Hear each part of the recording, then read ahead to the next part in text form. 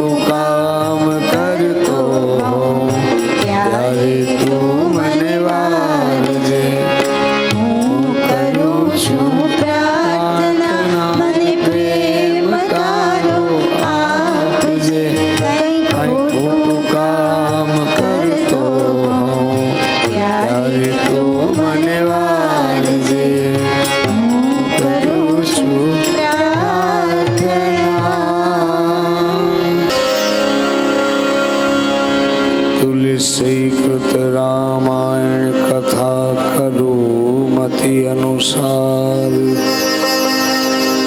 प्रेम सहित गादी धरो पधारो पवन कुमार।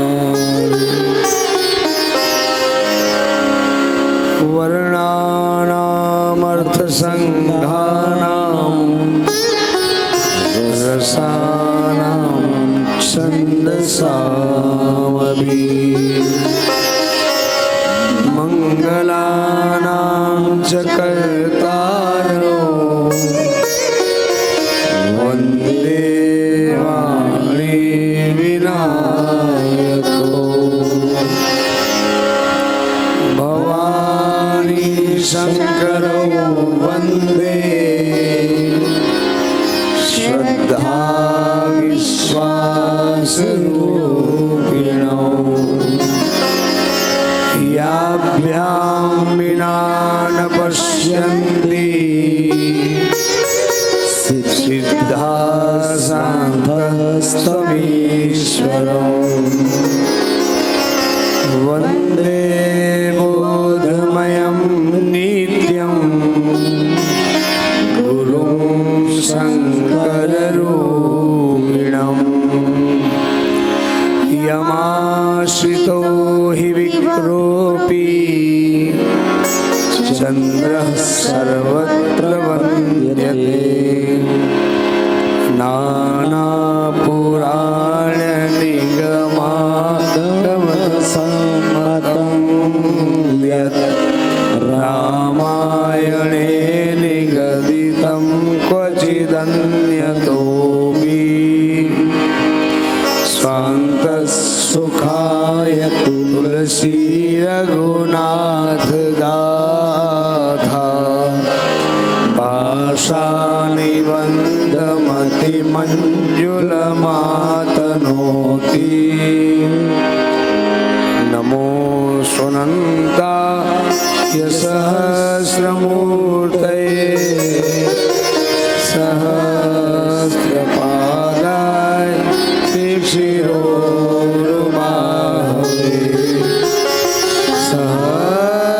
सहस्रनाम्ने पुरुषाय शाश्वते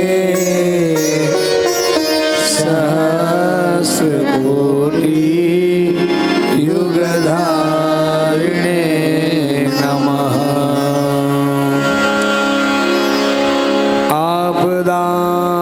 आपदामपहर्तारं दातारं सर्वसम्पदाम् लोकाभिरामं श्रीरामं भूयो भूयो नमाम्यहम्। भूयो भूयो नमाम्यहम्। रामचंद्र भगवान की जय। हरे राम राम राम सीता राम राम राम। हरे राम राम राम सीता राम राम राम। हरे राम राम राम सीता राम राम राम। हरे राम राम राम। तालियां बजाए ताली। राम राम राम। हरे राम राम राम सीता राम राम राम।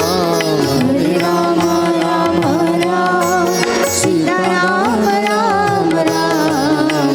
हरे राम राम राम सीता राम राम राम। हरे राम राम राम सीता राम राम राम। हरे राम राम राम सीता राम राम राम। हरे राम राम राम सीता राम राम राम। हरे राम राम राम सीता राम राम राम। हरे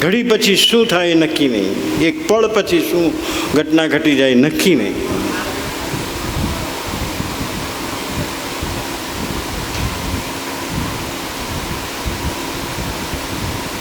મારી સેવામાં 3 ડૉક્ટરો હાજર થઈ ગયા, મનુભાઈની.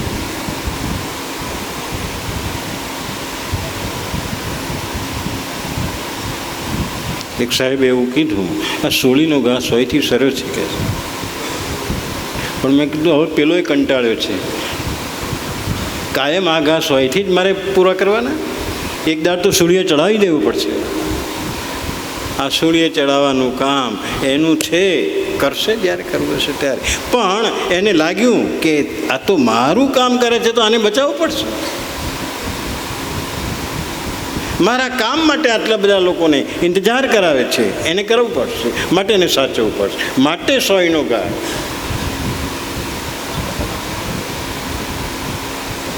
એટલે આપણે સવારથી સાંજ સુધી ભલે રસોઈ બનાવતા હોઈએ, કુટુંબના કામ કરતા હોય, વ્યવહારના કામ કરતા હોય, પણ પરમાત્મા રાજી રહે એવી રીતે વર્તવું.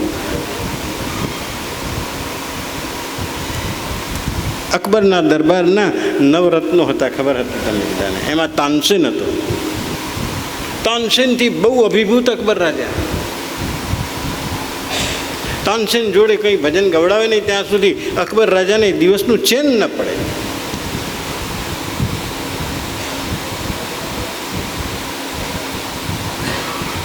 અને તાનસેન તાનમાં લીન થઈને એવું સુંદર ભજન ગાય, અકબર રાજા પ્રસન્ન થઈ જાય, એની પ્રસન્નતા અનેક ગણી વધી જાય. વાહ તાનસેન વાહ, વાહ તાનસેન વાહ, તે તો મારા હૃદયને આનંદથી ભરી દીધું. તાનસેન કે મેં નથી ભર્યું, ભગવાનના ભજને ભર્યું છે. હું જેની વાણી ઉચ્ચારું છું એ આવીને તમને તમારા હૃદયને આનંદથી ભરી દે છે.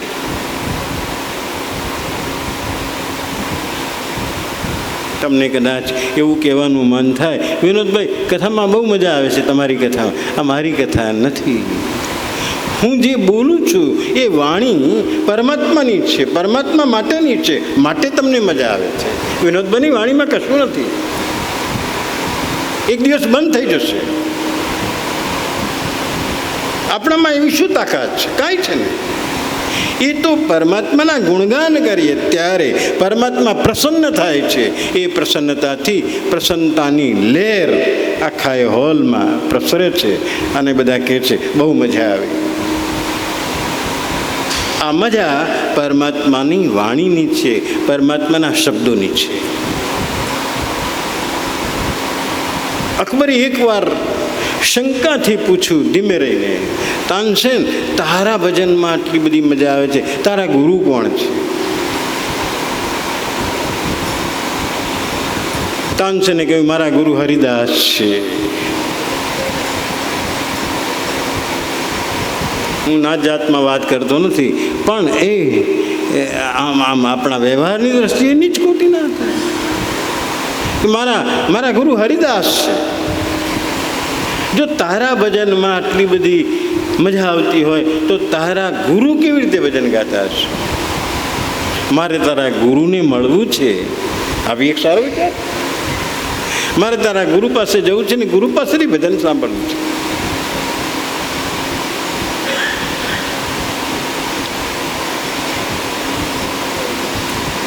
તાનસેન કે હું સમય લઈને આપને લઈ જઈશ. અને હરિદાસ તો તાનસેન માટે તો તૈયાર છે. હા ભાઈ લઈને આય, ભગવાનનું ભજન જ ગાવું છે ને મારે તો. મારે ક્યાં અકબર રાજાના વખાણ કરવા છે? મારે ક્યાં અકબરની ચુસમપોશી કરવી છે? મારે ક્યાં અકબરને રાજી કરવું છે? મારે તો એને રાજી કરવાનું છે. બોલાય એને. અને અકબરને લઈને તાનસેન હરિદાસ પાસે આવ્યા છે. આજે હું જેના દરબારમાં કુર્નિશ બજાવું છું એ મહારાજા પધાર્યા છે. અકબર બાપજી આપના મનમાં જે ભાવ થાય એ પ્રમાણે એમને સંભળાવું. અને હરિદાસે ભજન સંભળાવ્યું. એવું અદ્ભુત અકબર તો તાનસેનના જે સાંભળતો હતો એના કરતાં પણ એકદમ પ્રભુમય થઈ ગયો. આખું સ્તનમાં એક પ્રકારની લહેર આવી ગઈ એને, જાણે સમાધિ લાગી ગઈ હોય એવો ભાવ એનામાં આવ્યો અકબરમાં. દરબારમાં પાછા આવ્યા છે અને આજે અકબરે કહ્યું, તાનસેન, તારા ગુરુએ જે ભજન ગાયું તું હવે તું ગા. મને તો વારંવાર એ સાંભળવાનું મન થાય છે.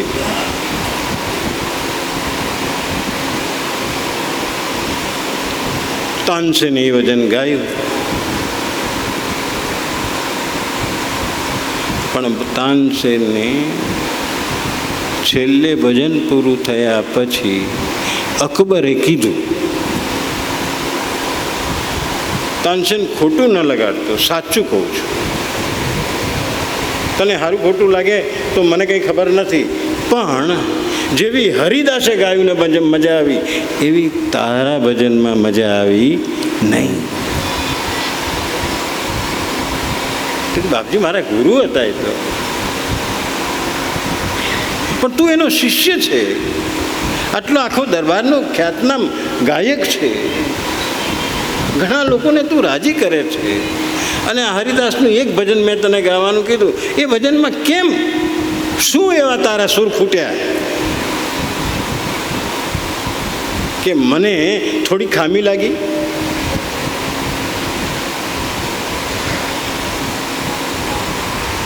તો કે હવે તમે ખોટું ના લગાડતા તો વાત કર.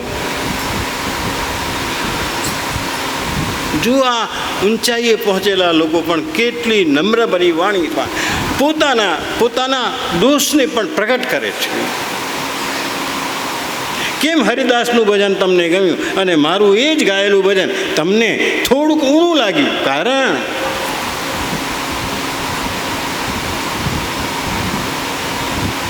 ત્યારે તાનસેને જવાબ આપ્યો છે, હરિદાસ પરમાત્માને પ્રસન્ન રાખવા માટે ગાય છે, જ્યારે હું આપની પ્રસન્નતા માટે ગાઉં છું. આટલો ભેદ છે અમારા વચ્ચે, આટલો ભેદ છે, પાતળી રેખા છે. મારે તો તમે કહો એટલે મારે ગાવું પડે. હું તમને પ્રસન્ન કરવા માટે ગાઉં છું, અને મારા હરિદાસ મારા ગુરુ કાયમ માટે પરમાત્માની પ્રસન્નતા અર્થે ગાય છે, કોઈને પ્રસન્ન કરવા માટે ગાતા નથી. અને એકદમ અકબર પણ હજબજ થઈ ગયો, અને મારે તો નોકરી કરવાની છે એટલે હું તમારે ત્યાં ગાય, પગાર લઉં છું તમારો. આટલો ભેદ છે અમારાના હરિદાસ છે. અકબરની આંખમાં પણ જળજળી આવી ગયા. કેવું બોલે છે, કેવું સુંદર બોલે છે તાનસેન, કેવી કબૂલાત કરે છે નિખાલસ કે મારા ગુરુ પરમાત્માની પ્રસન્નતા અર્થે ગાય છે અને હું તમારી પ્રસન્નતા અર્થે ગાઉં છું. આટલો ભેદ છે, એને કારણે એમના જેવો રાગ હું કાઢી શકતો નથી. સાચું કહેજો, તમે પણ લોકોની પ્રસન્નતા અર્થે બધું કરતા હશો. શું કરવું જોઈએ? ખાલી થોડુંક જ ઉલટાવવાનું છે, થોડીક જ ચાવી ફેરવવાની છે. આટલું પ્રસન્નતા અર્થે કરવા છતાં પણ તમે બધાને પ્રસન્ન રાખી શકતા નથી, લોકો પ્રસન્ન રહી શકતા નથી. ક્યાંક ને ક્યાંક 1000 જણની જોડે પ્રસન્નતા આપવા માટેના પ્રયત્ન કરતા હશે, કદાચ 5-25 તમારાથી નારાજ પણ થતા હશે, કારણ કે તમને એમને પ્રસન્ન રાખવા માટેની ભાંજગડમાં પડ્યા છો. તમારે કઈ ભાંજગડ ચાલુ કરવાની છે એ નહીં, એની પ્રસન્નતા માટે કરો. પેલા થાય કે ન થાય એની પરવા ન કરો.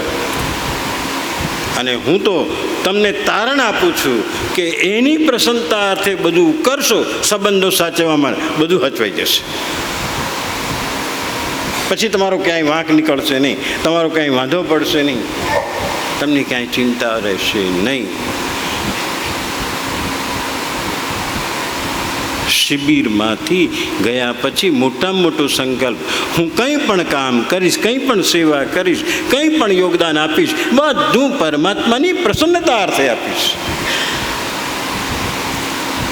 મારે કોઈને બતાવવા માટે કશું કરવું નથી, પરમાત્માની પ્રસન્નતા માટે કરવું છે.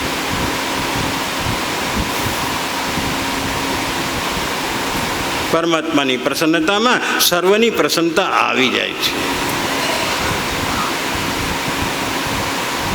અને જે નથી થતા એમને થોડો પ્રકાશ પણ મળે છે કે આ તો આપણો વાંક છે, બાકી તો સારી રીતે જ નિભાવે છે બધું.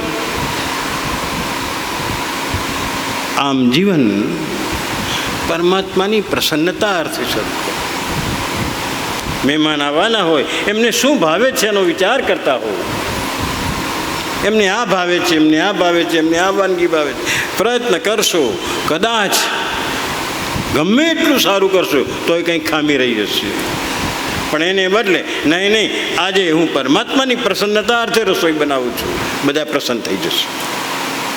જેવું થશે તેવું બધાની પ્રસન્નતા પ્રાપ્ત થશે. પરમાત્માની પ્રસન્નતામાં સર્વ પ્રસન્નતા આવી જાય છે, પોતાની પણ પ્રસન્નતા આવી જાય છે, પોતાની પ્રસન્નતાનો પણ સમાવેશ થઈ જાય છે.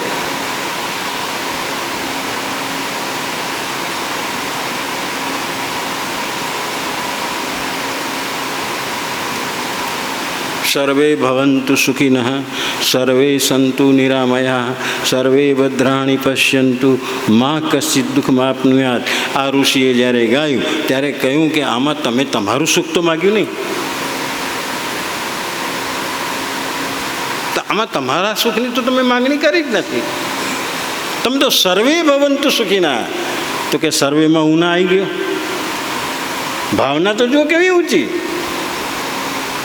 સર્વે ભવંતુમાં હું બધાની અંદર, હું બધામાં સમાયેલો છું. હું મારી બાદબાકી ન થઈ શકે. હું સર્વને સુખી થવા માટેની પ્રાર્થના કરું છું. એ સર્વમાં હું પણ છું. આ ભાવ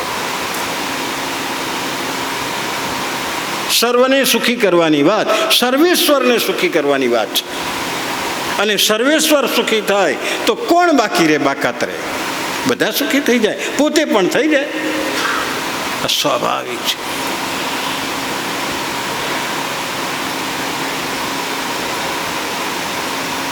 ગઈકાલે આપણે શરીરે શોધ્યા વિના સાર નહીં સાંપડે, નરસિંહ મહેતાનું એક વાક્ય વાંચ્યું કે શરીર શોધ્યા વિના તમે કેટલું કિંમતી શરીર લઈને બેઠા છો, કેટલો ખજાનો લઈને બેઠા છો.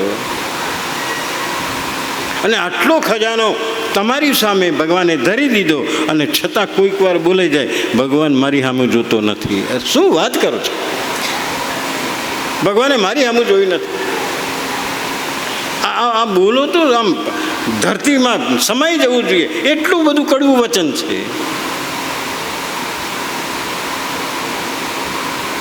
અને કેટલાક તો એટલી હદ સુધી જાય, ભગવાન છે કે નહીં એ જ ખબર નથી પડતી. લે, પોતાને સેજ કંઈ તકલીફ પડી, પોતાને સેજ કંઈ દુઃખ પડ્યું, પોતાને કંઈ પણ કષ્ટ પડ્યું, ભગવાનની પ્રાર્થના કરતા હોય, ભગવાનનું ભજન કરતા હોય, તેમ કે આવું મને તો થવું જ ના જોઈએ. આ ભગવાન હોય એવું લાગતું નથી, એની ધ્યાનમાં હું આવ્યો નથી એવું લાગે. સાચું કહું, 24 કલાક એની નજર છે. ભગવાન કહે છે, તું મારા દર્શને આવે છે, તું મારા દર્શન શું કરતો હતો? હું તારા દર્શન માટે અંદર બેઠો બેઠો તડપું છું. તું આવે છે ને તો હું તને જોઈને રાજી થાઉં છું, પણ હા, તારા મનને જોઉં છું, તારા મનને ઢંઢોળું છું કે તું શું કરવા આવ્યો છે, શું માંગવા આવ્યો છે. અને ત્યાં જઈને મારું આ કામ કરો, મારું આ કામ કરો, એટલે ભગવાન મોઢું ફેરવી લે છે કે અરે રે રે, આ તો બધા માગવા વાળા જ આવે છે, કોઈ દર્શન માટે તો આવતું નથી.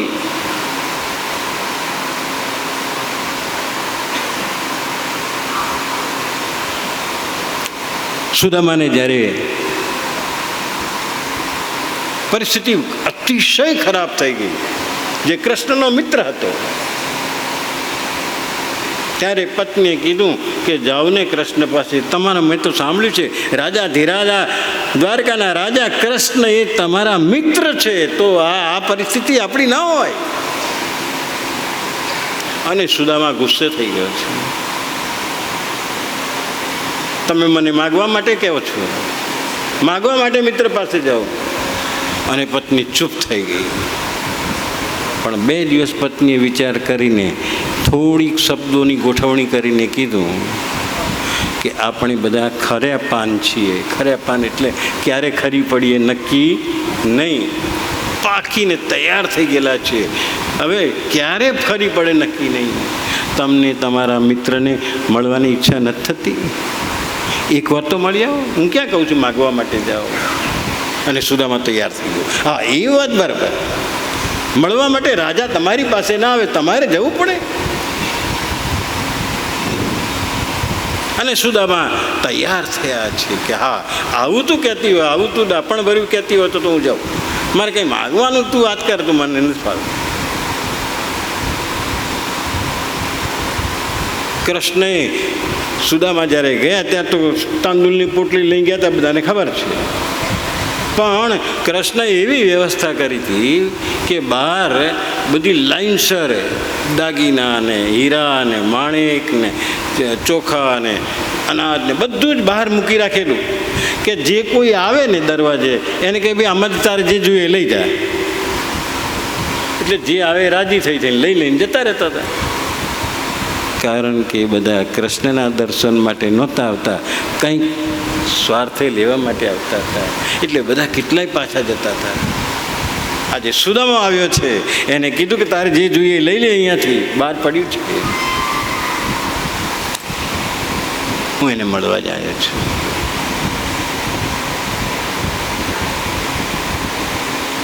મારે કૃષ્ણને મળવું છે. અને એવી ફાટેલી તૂટેલી કોતડી, પેરણ ફાટેલું, જનોયું હતી, માથામાં ત્રિપુંડ હતું, તેજ હતું, બ્રહ્મ તેજ હતું. એણે કહ્યું કે મારે કૃષ્ણને મળવું છે. તો કે તમારું નામ શું?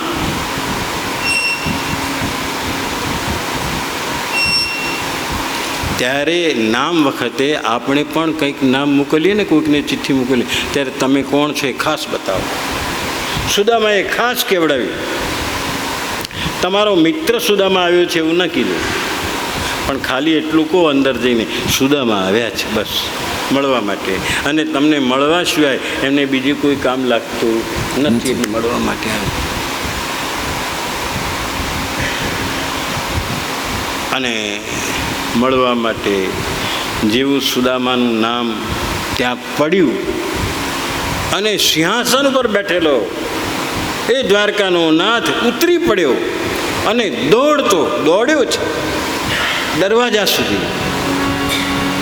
આખા મહેલમાં હાહાકાર થઈ ગયો કે આ શું? આજ દિન સુધી લોકો મળવા આવે છે, લોકો આવતા હતા, અને આ તો ખુદ દોડ્યો છે. કોણ આવ્યું છે? આ કોણ આવ્યું છે? કોણ આવ્યું છે? ખાલી હજુ સુદા ત્યાં સુધીમાં તો એ દોડીને દ્વાર સુધી પહોંચી ગયો. મારો મિત્ર મને મળવા આવે છે. આપણે સાંદીપની ઋષિના આશ્રમમાં સાથે ભણતા હતા. હું ગરીબનો દીકરો હતો અને તું તો રાજાધિરાજનો દીકરો.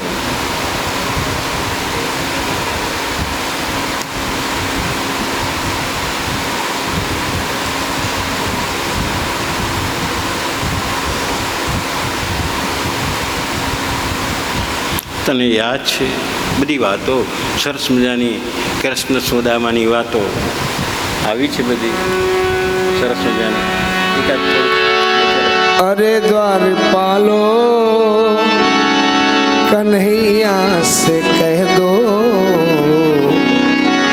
अरे द्वारपालो कन्हैया से कह दो, इधर पे सुदामा करीब आ गया है, इधर पे सुदामा करीब आ गया है।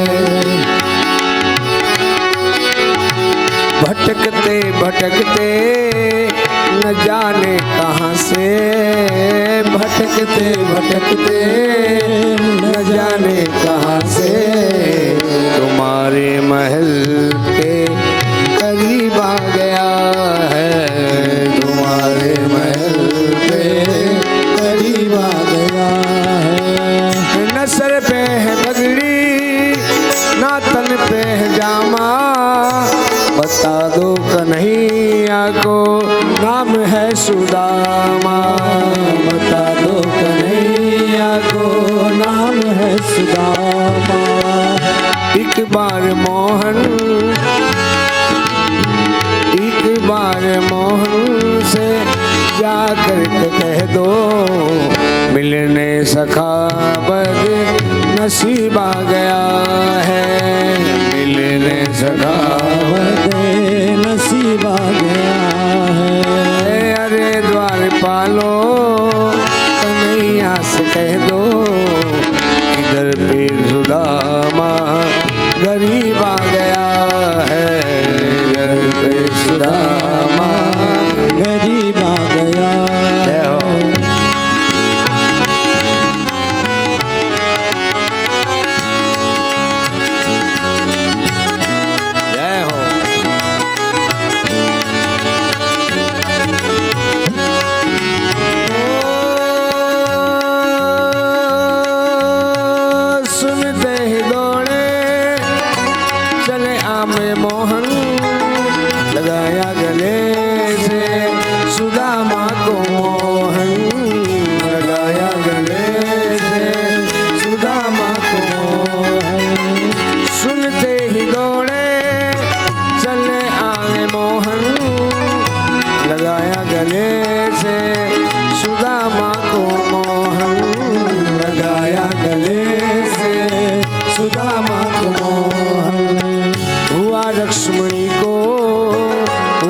रुक्मणी को बहुत ही अचंबा, ये मेहमान ऐसा अजीब आ गया है, ये मेहमान ऐसा अजीब आ गया है। ओ अरे द्वार पालो कन्हैया से कह दो, इधर पे सुदामा गरीब आ गया है, इधर पे सुदामा गरीब आ गया है।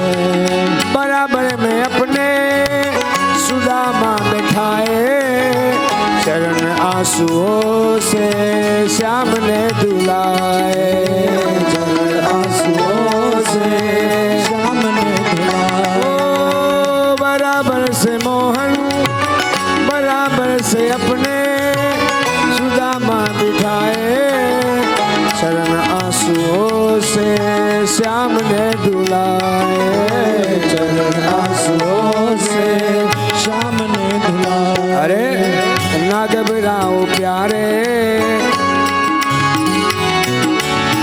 ना घबराओ प्यारे, जरा तुम सुदामा, ना घबराओ प्यारे, जरा तुम सुदामा। खुशी का समा तेरे करीब आ गया है, खुशी का समा तेरे करीब आ गया।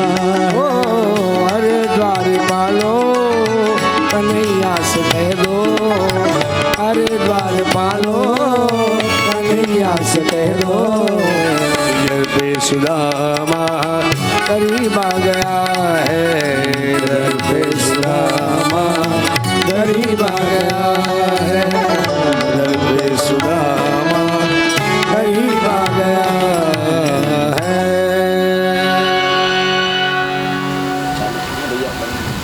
ઓમ ભાગવત કથામાં આપણે જાણીએ છીએ આખી 2-3 દિવસની આગતા સ્વાગતા થઈ, તાંદુળની પોટલી ઝૂંટવી લીધી, પણ એ ગરીબનું સર્વસ્વ હતું. કરોડ રૂપિયા જેની પાસે હોય એ 10 લાખનું દાન આપે તો એણે કેટલા બધા બચાવ્યા છે. આપ્યા કરતાં બચાવ્યા અનેક ગણા છે. સાચી વાત છે. પણ જેની પાસે 100 રૂપિયા હોય એ 100 રૂપિયાનું દાન કરી દે, પૂરેપૂરું સર્વસ્વનું દાન કરી દે, એ પેલા દાન કરતાં વધારે ચડી જાય છે. અને કૃષ્ણએ મહિમા બતાવ્યો છે મારા ભાભીએ મોકલાવ્યા છે, હજુ આપતા નથી તમે. કેટલા મીઠા છે. અને આ બાજુ રૂક્ષ્મણી બધા બેઠા હતા, એમને ખ્યાલ આવી ગયો કે આ ગરીબનું સર્વસ્વ આરોગ્ય છે, બધું આપી દેશે, આપણને રોડ ભેગા કરી નાખી. એટલે હાથમાંથી જૂટવી લીધું છે, ખાતા ખાતા જૂટવી લીધું. ના, તમે બધું ના ખાઓ, અમને પણ આપો. સ્વાર્થે કર્યું છે આ કામ. કે જો આ ગરીબનું સર્વસ્વ લેશે તો ગરીબને સર્વસ્વ આપી દેશે. એનો હિસાબ બહુ મોટો હોય છે, એનો હિસાબ કાચો હોતો નથી. એ જેટલું લે છે એના કરતાં અનેક ઘણું આપે છે. અને આ તો સર્વસ્વ લઈ રહ્યો છે, સર્વસ્વ આપી દેશે, લૂંટાવી દેશે. પાછા આવ્યા છે અને કૃષ્ણએ આખું સુદામાનું ઘર સોનાના મહેલ જેવું બનાવી દીધું છે. આ બધી વાત આપણે જાણીએ છીએ, બહુ લાંબી ચર્ચા કરતો નથી. પણ હું તમને એક સવાલ કરું કે ભગવાન તમારી જોડે પ્રસન્ન થાય ને હું તમારે આંગણે આવે અને કે તમારે કૃષ્ણ થવું છે કે સુદામા થવું છે, એટલું મને કહો. આવો સવાલ કરે તો સાચું કહેજો, તમે તરત તો જવાબ નહીં આપો. સુદામા. આપણે બધા કળિયુગના થોડા ચતુર તો છીએ જ કે ભાઈ વિચારો કરવો પડશે મારે. પેલાનું જીવન અટપટું છે અને બહુ જ આમ ઊંચાઈએ બધી વાતો છે. અને સુદામાને ભલે છેલ્લે બધું આપ્યું, પણ સુદામા જેવું રહેવું એ અઘરું છે. નિર્ણય નહીં કરી શકીએ આપણે.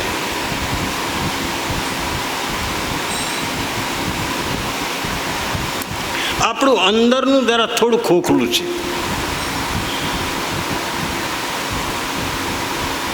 કોઈક એવો સમાચાર લઈને આવે, મોટા વેપારી, બધા વેપારી બેઠા છે એટલે વાત કરી શકું, છેડી શકું, વાંધો ના. કે આ સોદામાં તમને કરોડ રૂપિયાનો નફો મળશે. અને કરોડ રૂપિયા નફો સાંભળે ચમકે ને માણસ તો વાહ. પણ એક શરત છે, આટલું જૂઠું બોલવું પડશે. બોલો હવે, આ બાજુ કરોડ રૂપિયા મેળવવા છે અને થોડું જૂઠું બોલવાની તૈયારી રાખવા માટે પેલો સામેવાળો શરત મૂકે છે. સાચું કહેજો, આ કળિયુગમાં શું વિચારશે? અરે યાર, સેજ બે શબ્દ બોલી લો ને, વાંધો શું છે? વાંધો શું છે? જૂઠું બોલીને કરોડનો નફો લેવો છે, પણ સાચું બોલીને કરોડોની સંપત્તિ જે અંદર મળે છે એનો વિચાર નથી કરવો. અંદર જે સંપત્તિ મળે એ સત્યની સંપત્તિ છે, સતની સંપત્તિ છે. એનું મૂલ્ય અનેક ગણું છે.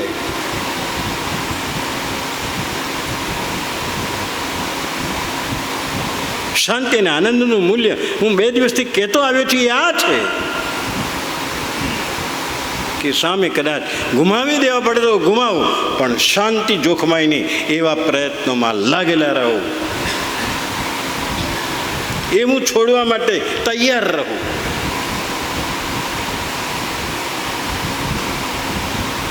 હું તમને પૂછું, અહીંયા બધા કરોડપતિઓ બેઠા છે એટલે કહી શકું, કેટલા એક નક્કી તો કરો, કેટલા કરોડ મળ્યા પછી હું જૂઠું બોલવાનું બંધ કરીશ? ચાલો, એ પછી હું જૂઠું નહીં બોલું. છે હિંમત?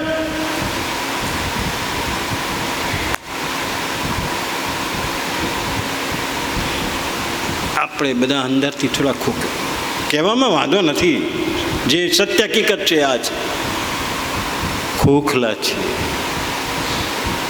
જાણે બધું લઈને જવાના હોય સાથે એવું વિચારતા રહીએ છીએ. સાવધ. એટલે હું સજગતા જે કહું છું એ આ છે. જિંદગી સજગતાનું નામ છે, સાચી જિંદગી. પછી તો જિંદગી તો બિલાડા, કૂતરા, પશુ પ્રાણીઓ પણ જીવે છે યાર. હવા ત્યાં સુધી એ લોકો પણ રોટલા પેટમાં નાખે છે, એમની ભૂખને સંતોષે છે, એમની કામ વાસનાને સંતોષે છે. તમે કંઈક અલગ રીતે જીવો, બસ. અને તેમાંય પ્રાર્થના પરિવારના એક સત્સંગી તરીકે કોઈક વિશિષ્ટ ચીલો પાડો. આ બહુ મહત્વની વાત છે.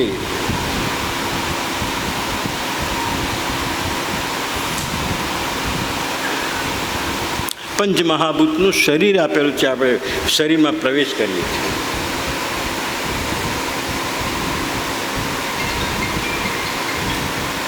પૃથ્વી, આકાશ, જળ, તેજ, વાયુ,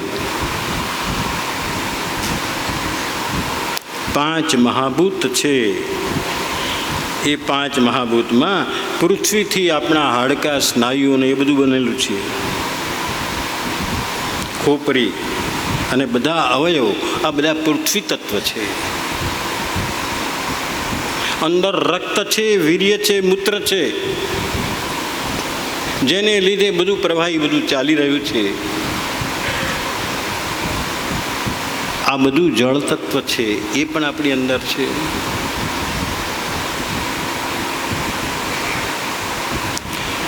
અંદર પ્રાણવાયુ સતત જાય છે અને ઉચ્છ્વાસમાં અંગારવાયુ બહાર નીકળે છે. એટલે વાયુ તત્વ પણ આપણી અંદર ઠાંસી ઠાંસીને ભરેલો છે. અગ્નિ તત્વ પણ છે.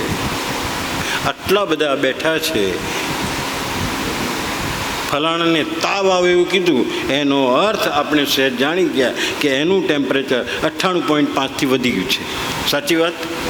બાકી તમે વગર કશું કરે 98.5 ડિગ્રી ફેરનહીટે બેઠા છો, તાવ નથી. એટલે બોલો, આ તાપમાન ટકાવી રાખવાનું કામ અંદરનો અગ્નિ કરી રહ્યો છે. એ અગ્નિ અંદર છે.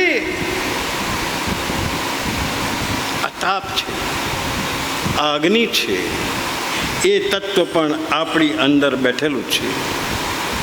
સાથે સાથે કકડીને ભૂખ લાગે છે ત્યારે તમને એમ થાય કે કંઈક મળે, ખાવાનું મળે, ખાવાની ઈચ્છા રાખો છો. આ ભૂખ પણ એક પ્રકારનો અગ્નિ છે. તમને તૃષા લાગે છે, આ તૃષા પણ એક પ્રકારની અગ્નિ છે. અને આ અગ્નિ શાંત ક્યારે થાય? તૃષા જળ મળે ત્યારે શાંત થાય. ભૂખ ખોરાક મળે ત્યારે શાંત થાય. એટલે અગ્નિનું કામ કંઈકનું કંઈક મેળવવાનું, અગ્નિને બળતું રાખવા માટે કંઈકનું કંઈક ઈંધણ ઉમેરવું પડે. આવું અગ્નિ તત્વ પણ આપણી અંદર છે. અને આ શરીરમાં ખાલી ભાગ જે છે, કેટલો ખાલી ભાગ છે, જ્યાં વાયુ પણ ફરી રહ્યો છે, એ ખાલી ભાગ એ આકાશ તત્વ છે. આવું આકાશ તત્વ પણ આપણા શરીરની અંદર છે. 5 જ્ઞાનેન્દ્રિયો છે આપણે. આંખ, કાન, નાક, જીહ્વા અને ચામડી, આ બધી જ્ઞાનેન્દ્રિયો છે. આ ગરમ છે, આ ઠંડુ છે, જેવું કોઈકને અડકીએ એટલે ખબર પડે. અરે ભાઈ, તમને તાવ છે, ગરમ છે, ખબર પડી આપણને. આ ગરમ છે, આ ઠંડુ છે. સ્પર્શથી ખબર પડે છે. એટલે આવું જ્ઞાન થાય છે. ગરમ ઠંડાનું, શીત અને ઉષ્ણનું જે ભાન થાય છે, એ ત્વચા સ્પર્શેન્દ્રિય છે. એને જ્ઞાનેન્દ્રિય કીધી છે. એના થકી જ્ઞાન થાય છે આપણને.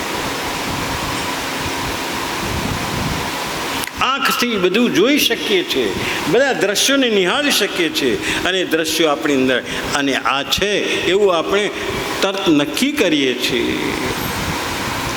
એટલે આંખને પણ જ્ઞાનેન્દ્રિય કીધી. કાન દ્વારા સાંભળો છો તમે બધા. આ શબ્દને સાંભળીને શબ્દને હૃદયમાં ઉતારો છો.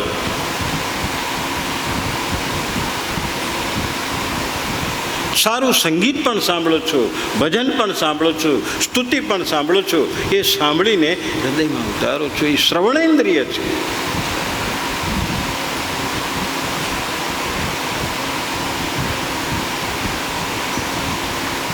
ભગવાન રમણ મહર્ષિએ સાચું શ્રવણ કીધું પરમાત્માનું. પરમાત્માના ગુણગાન જો સાંભળો એ સાચું શ્રવણ. બાકી લોકોની ટીકા નિંદા ચાપલુસી કર્યા કરો એ કોઈ સાંભળવાનું છે જ નહીં. એ બધું સાંભળવાનું બંધ કરો. તમે અત્યારે શ્રવણમાં આવ્યા છો, માત્ર સાંભળવા માટે આવ્યા નથી. કંઈક શ્રવણ કરી, અને શ્રવણ એટલે પરમાત્માના ગુણગાન વર્ણન. એ શ્રવણેન્દ્રિય પણ આપણી પાસે છે. અને બીજી એક જીવવા છે સ્વાદેન્દ્રિય. વાહ, આહાહાહા. ઊંધિયામાં 25 જાતના શાકભાજી પડ્યા હોય અને એક કોળિયો લો અને મોંમાં મૂકો. તમે તાકાત હોય તો, થોડીક વાર ધીરજ રાખવાની તૈયારી હોય તો બધા શાકભાજીના સ્વાદ તમને એક કોળિયામાં બતાવી દેશે જીભ, કે આટલા આટલા શાકભાજી અંદર છે. એની તાકાત તો જુઓ આ જીભની. આ ભાવતું છે, આ નહીં ભાવતું, આ ખારું છે, આ મોડું છે, આ તીખું છે, આ ગળ્યું છે, કેવા સ્વાદ બતાવે છે. 1.5 ઇંચની જીભ છે. શાસ્ત્રોને સંતો કહે છે આ શરીરમાં બધા અંગો શિથિલ થાય છે, પણ આ 1.5 ઇંચની જીભ ગરડી થતી નથી કે છે. અને જેમ જેમ ઉંમર થાય એમ વધારે લવલવ લવલવ કર્યા કરે છે. એ લવલવમાં શું બોલે છે ખબર છે? લાવ લાવ લાવ લાવ લાવ માગે છે, કંઈક ને કંઈક માગે છે. એની માગણી હોય છે.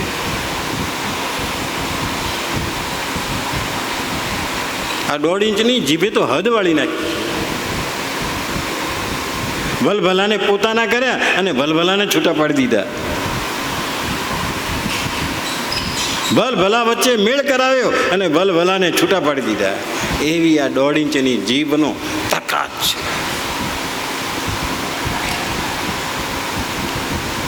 આ જીવવા રસેન્દ્રિય કહેવાય છે, સ્વાદેન્દ્રિય કહેવાય છે. આ 5 જ્ઞાન ઇન્દ્રિયો છે.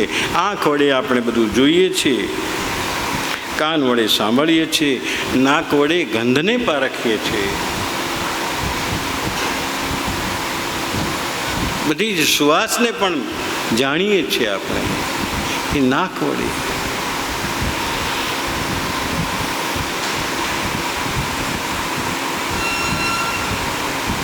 અને 5 કર્મેન્દ્રિયો છે આપણી અંદર જ છે આ બધું.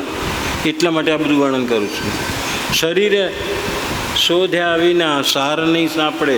હવે આ બધું અંદર આપણે જોઈએ છે કે ઓહો, આ તો બધો ખજાનો આપણને આપેલો છે પરમાત્માએ. કોઈને બાકાત રખાયો તો કહો.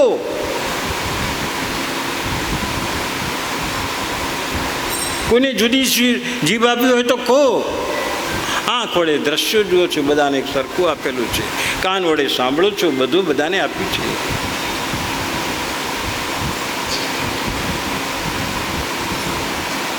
પાંચ કર્મેન્દ્રિયો છે. હાથ, પગ, વાણીને કર્મેન્દ્રિય કહી છે. હાથ, પગ, વાણી અને જોડે જોડે ગુદા અને ઉપસ્થ. ગુદા એક કામ કરે છે, જે ઉત્સર્ગનું કામ કરે છે. નકામો કચરો શરીરનો જો અંદર પડ્યો રહે તો શી દશા થાય? કાઢવા માટે આપણે દોડાદોડી કરવી પડે છે. એ ગુદા અને ઉપસ્થ, આમ કરીને 5 કર્મેન્દ્રિયો આપણી અંદર છે. 5 કર્મેન્દ્રિયો, 5 જ્ઞાનેન્દ્રિયો 10 થયા, અને 5 પૃથ્વી તત્વો, અરે 5 પંચમહાભૂત. આ બધું આપણી અંદર છે.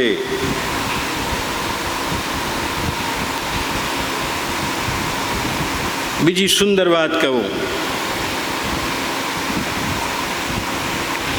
5 જ્ઞાનેન્દ્રિયો અને 5 કર્મેન્દ્રિયો, હાથ, પગ, વાણી, ગુદા અને ઉપસ્થ. પણ હજુ બીજું અંદર મૂક્યું છે. એક મન મૂક્યું, બુદ્ધિ મૂકી, ચિત્ત મૂક્યું અને અહંકાર મૂક્યું. એ બધાનો મેળ કરીને અંતઃકરણ બન્યું.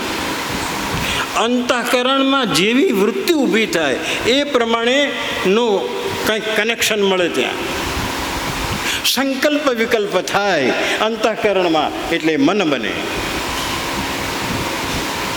અંતઃકરણમાં કંઈક નિશ્ચય કરવાનો આવે ત્યારે બુદ્ધિનો સ્પર્શ થાય છે, એ બુદ્ધિ કહેવાય છે. અંતઃકરણમાં કંઈક સ્મરણ કરવાની વૃત્તિ જાગે ત્યારે ચિત્ત થાય છે. આપણે કોઈકને મળીએ, ભાઈ મેં તમને ક્યાંક જોયેલા છે ખરા, યાદ આવતું નથી, બરોબર થોડી વાર યાદ ના આવે તો પેલા સામેવાળા કદાચ એમ કે આપણે આ જગ્યાએ મળ્યા હતા અને આ ઓહો યાદ આવ્યું. એ ચિત્તમાં પડેલું છે, સંગ્રહાયેલું છે, સંગ્રાહક કોષમાં છે, પણ યાદ નથી આવતું. અંતઃકરણની એક વૃત્તિને જાગૃત કરવી પડે છે. અંતઃકરણની આ વૃત્તિ જાગે, સ્મૃતિની, એ ચિત્ત છે. અને અંતઃકરણમાં એક અભિમાનની વૃત્તિ જાગે કે હું કંઈક છું. તમે તમારે માટે કંઈક અસ્તિત્વ છે એવું બતાવવા માટે જાઓ ત્યારે અહંકાર વૃત્તિ છે, અને ત્યારે અહંકાર પેદા થાય છે. આહુનું ભાન કરાવે અહંકાર વૃત્તિ છે. આ વૃત્તિ પેદા થાય ત્યારે અહંકાર પેદા થાય છે. બોલો, આપણે મન, બુદ્ધિ, ચિત્ત અને અહંકાર ધારણ કરીને બેઠા છીએ કે નહીં બેઠા છીએ? ક્યાં છે? આપણી અંદર છે. આ બધું આપણી અંદર છે. આજે 5 જ્ઞાનેન્દ્રિયો અને 5 કર્મેન્દ્રિયો, એનો જે ભાગ બન્યો ને અંદર, એનો જે સમૂહ બન્યો ને, એને આપણે જો શરીરની દ્રષ્ટિએ વાત કરીએ તો એ સૂક્ષ્મ શરીર કહેવાય છે. શરીરની દ્રષ્ટિએ આ બધું બહાર દેખાય છે, અને જે હમણાં પંચમહાભૂતની વાત કરી એ સ્થૂળ શરીર છે. એટલે સ્થૂળ શરીર અને સૂક્ષ્મ શરીર. સ્થૂળ શરીર અગ્નિમાં આપણે બાળી નાખીએ છીએ, પણ જે સૂક્ષ્મ શરીર છે એ આપણા સંસ્કાર, આપણા કર્મો અને બધું લઈને એ જીવ ચૈતન્ય આપણામાંથી બહાર જાય છે અને ક્યાંક જઈને વળી પાછું બીજે ધામમાં નાખે છે. એ સૂક્ષ્મ શરીર છે.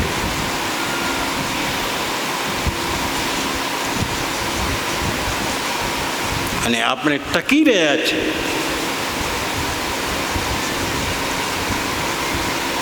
આપણો વ્યવહાર ચાલી રહ્યો છે. આપણી વૃત્તિઓ બદલાતી રહે છે, કંઈકનું કંઈક થયા કરે છે. તમે કંઈક ને કંઈક ગડમથલ કર્યા જ કરો છો, ચાલુ જ છે. દરેકની જુદી જુદી, કોઈકની કમાવા તરફની હોય, કોઈકની સંબંધો તરફની હોય, કોઈકની સમાજ સેવા તરફની હોય, કોઈની સત્સંગ તરફની હોય. કંઈનું કંઈ ગડમથલ અંદર ચાલે છે. આ ગડમથલ એ માયા છે. માયા આ બધું નચાવે છે. આજે ક્યાં અને કાલે ક્યાં, આજે કઈ દિશામાં, કાલે કઈ દિશામાં, કંઈ નક્કી નહીં. અને એટલા માટે તો કીધું આ માણસ જાત ભરોસો રાખવા જેવો નથી. બોલો, શાસ્ત્રોએ કીધું. કારણ કે આજે સવારે શું છે, આજે બદલાઈ જાય, નક્કી નહીં. આજે આમ કે છે, કાલે બીજું બોલે, ફરી જશે. ફરી જવાનો ધર્મ આ માણસે ધારણ કરી રાખ્યો છે. ધર્મનો અર્થ ધારણ કરવું એવું કે પણ આ છે. પણ તેમ છતાંય આપણા બધાનું જીવન ચાલે છે, સારી રીતે ચાલે છે, સારી રીતે ચાલે છે. પણ આ બધાની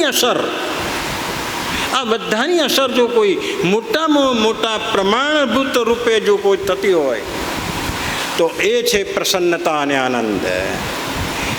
એ તમારી વૃત્તિઓ જે થઈ રહી છે એ વૃત્તિઓ સાચી દિશામાં પરમાત્માના તરફ જો જતી હશે, અધ્યાત્મની હશે, આત્મા તરફની હશે, તો ચોક્કસ એક પ્રકારની દિવ્ય અનુભૂતિ જે ક્યાંય હાથ વડે પકડી શકાય એવી નથી. બતાવી શકાય નથી આંગળી ચીધીને. આ રહ્યો મારો આનંદ, નહીં બતાવી શકાય તમારાથી. આવો આનંદ પણ અંદર છે, જે આપણી અંતરની ઝંખના પણ છે, જે આપણો ઓરિજિનલ સ્વભાવ પણ છે. આનંદ એ આપણો સ્વભાવ છે. કેમ આ સ્વભાવ છે? કારણ કે આપણે આત્મા ધારણ કરીને બેઠેલા છે. આત્માનો સ્વભાવ છે સત, ચિત્ત અને આનંદ. આવો એક સ્વભાવ આપણે ધારણ કરીને બેઠા, અને જે આનંદ પેદા થાય છે એ આપણી આ કર્મેન્દ્રિયો,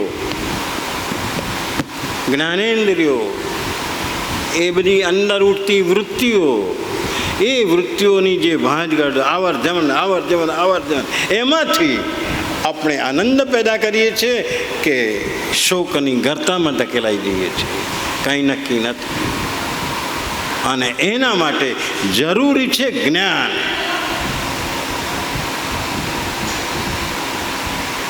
જ્ઞાન નથી તો અજ્ઞાન છે. અજ્ઞાનને અવિદ્યા પણ કહી છે. તો માયા અને અવિદ્યા બે ભેગું થઈને આપણા આ શરીરને ટકાવી રાખે છે. એનું નામ કારણ શરીર છે. આવા 3 પ્રકારના શરીરોનું વર્ણન પણ છે, જે આપણે સૌ કોઈ ધારણ કરીને બેઠા છે. બીજું સુંદર વાત છે, અંદર 5 પ્રકારના પ્રાણ છે. પ્રાણ 5 પ્રકારના. આમાં વળી પાછું શાહીબાગવાળાને મળે ને દરિયાપુરવાળાને ના મળે એવું નથી. બધાને મળેલું છે. 5 પ્રકારના પ્રાણ છે. એ પ્રાણનું પણ વર્ણન કરું છું, જે આપણી અંદર છે. એ છે પાન, અપાન, ઉદાન, વ્યાન અને સમાન. આ ન હોય તો આપણી હાલત શું થાય એ હમણાં બતાવું છું તમને. અને આ વ્યવસ્થા તમે રૂપિયા આપીને ખરીદી નથી. એક 2 સૂક્ષ્મ બીજો ના મિલન થકી એક શરીર મળ્યું છે, જીવન મળ્યું છે. એ બધું જ આપણને ભેટમાં પરમાત્માએ આપ્યું છે.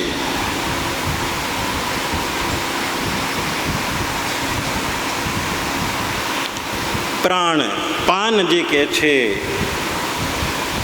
તમે જે ઉચ્છ્વાસ બહાર પાડો છો એને પાન કીધું છે, પ્રાણ કીધું છે. શરીર કદાચ ધીમે ધીમે ધીમે ધીમે ધીમે ધીમે છૂટતું હોય ત્યારે કશું બોલવાનું બંધ થઈ ગયું છે, વાણી બધું બંધ થઈ ગયું છે. કદાચ નાડી પણ ધીમી પડી ગઈ છે, નાડી પણ પકડાતી નથી, એવી હાલત થઈ ગઈ છે. ત્યારે પણ લોકો નાક આગળ હાથ ધરીને જોઈને નક્કી કરે છે હજુ શ્વાસોશ્વાસ ચાલુ છે, એટલે કે હજુ પ્રાણ છે, હજુ આ મર્યા નથી. આ પ્રાણ આપણી અંદર છે. એનું સ્થાન હૃદય બતાવ્યું છે. હવે સરસ મજાની મર્ચની વાત કરીએ. અમે જાણીએ છીએ ડાબી બાજુ છે. ના, એ ડાબી બાજુ હૃદય તો સ્થૂલ છે. તમે સાચું કહેજો કોઈને કહે કે ભાઈ મને મળજો, મને મળજો, એ વખતે તમારો હાથ ક્યાં જાય છે? સહેજ પ્રેક્ટિસ કરો છો. મને મળજો એવું કહેશે, કઈ બાજુ જશે? કઈ બાજુ જશે? જમણી બાજુ. આ બાજુ નહીં કહો મને મળજો, નહીં કહો મને મળજો. આ મહર્ષિ સુધી કાઢેલી વાત છે. આપણું સાચું હૃદય, આધ્યાત્મિક હૃદય જમણી બાજુ છે. એનો વિજ્ઞાનમાં ઉલ્લેખ નથી મનુભાઈ, ડૉક્ટરી લાઈનમાં ઉલ્લેખ નથી. આ જમણી બાજુનું હૃદય છે. અને એટલે જ તમે જ્યારે કહીને મને મળજો ને આવું બોલ્યા છો, ત્યારે તમારો હાથ અહીંયા ગયો છે. એ હૃદયમાં પ્રાણ બેઠેલો છે. એ જીવંત તમને કહે છે મને મળજો. અરે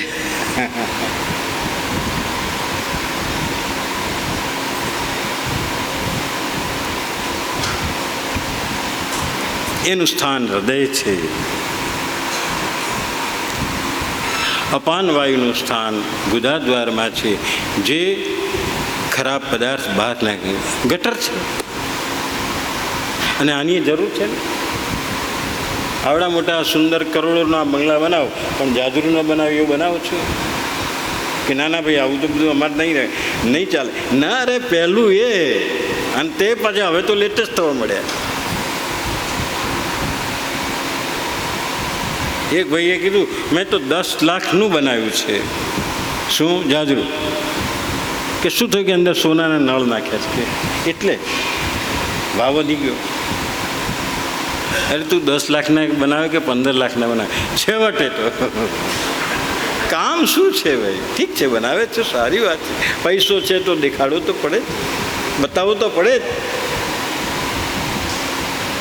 આપણે પૈસાનો સદુપયોગ કરીએ, દુરુપયોગ ન કરીએ. ઉપયોગ જરૂર કરીએ. ઉપયોગ માટે બજાર રોડ ઉપર જઈને ફેંકવા જવાનું નથી. ભેગું પણ કરવાનું છે, વૃદ્ધિ પણ કરવાની છે ને ખર્ચવાનું પણ છે. આમાં ના નથી.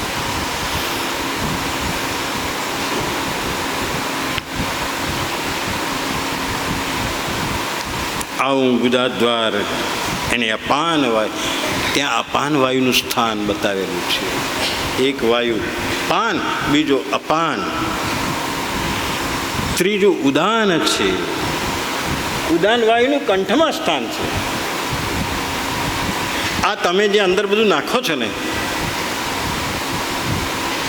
કેટલું બધું નાખો છો, સાચું કર્યું. એક ડીશમાં જોયું છે બધાએ, હું એ કરું છું, તમે કરો છો બધા. આ ડીશમાં જે બધું ભેગું કરીને અંદર પેટમાં નાખ્યું, એને વલવવું પડે છે અને એમાંથી કોઈ રસ કાઢવો પડે છે.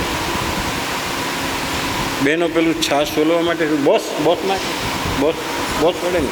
હા, બોસ. આ બોસનું કામ ઉદાન વાયુ કરે છે. શું વાત કરો છો? અંદર વલવે છે અને એનો રસ કાઢે છે. એ રસ શરીરમાં જ્યારે જુદી જુદા અંગો સુધી પહોંચે, ત્યાં દહન ક્રિયા દ્વારા તાકાત મળે છે. આંગળીના ટેરવામાં પણ તાકાત છે, પગના અંગૂઠામાં પણ તાકાત છે. એ રસ ત્યાં સુધી ફેલાય છે. અને રસ મોકલવા માટેની જો કોઈ માધ્યમ હોય તો રુધિર છે. આપણે ક્યાંય પણ તાકણી ભોગશો તો એક ટીપું લોહી નીકળશે, ખબર પડે. આ ઢોળાયેલું નથી, ધ્યાન રાખજો. આ ઢોળાયેલું લોહી નથી. હા, તમારામાંથી કોઈ ઢોળ્યું છે ના. અરે નસો માર, બધી વ્યવસ્થા છે અંદર, સુંદર વ્યવસ્થા છે. આ વ્યવસ્થા તમે ને હું ધારણ કરીને બેઠેલા છીએ.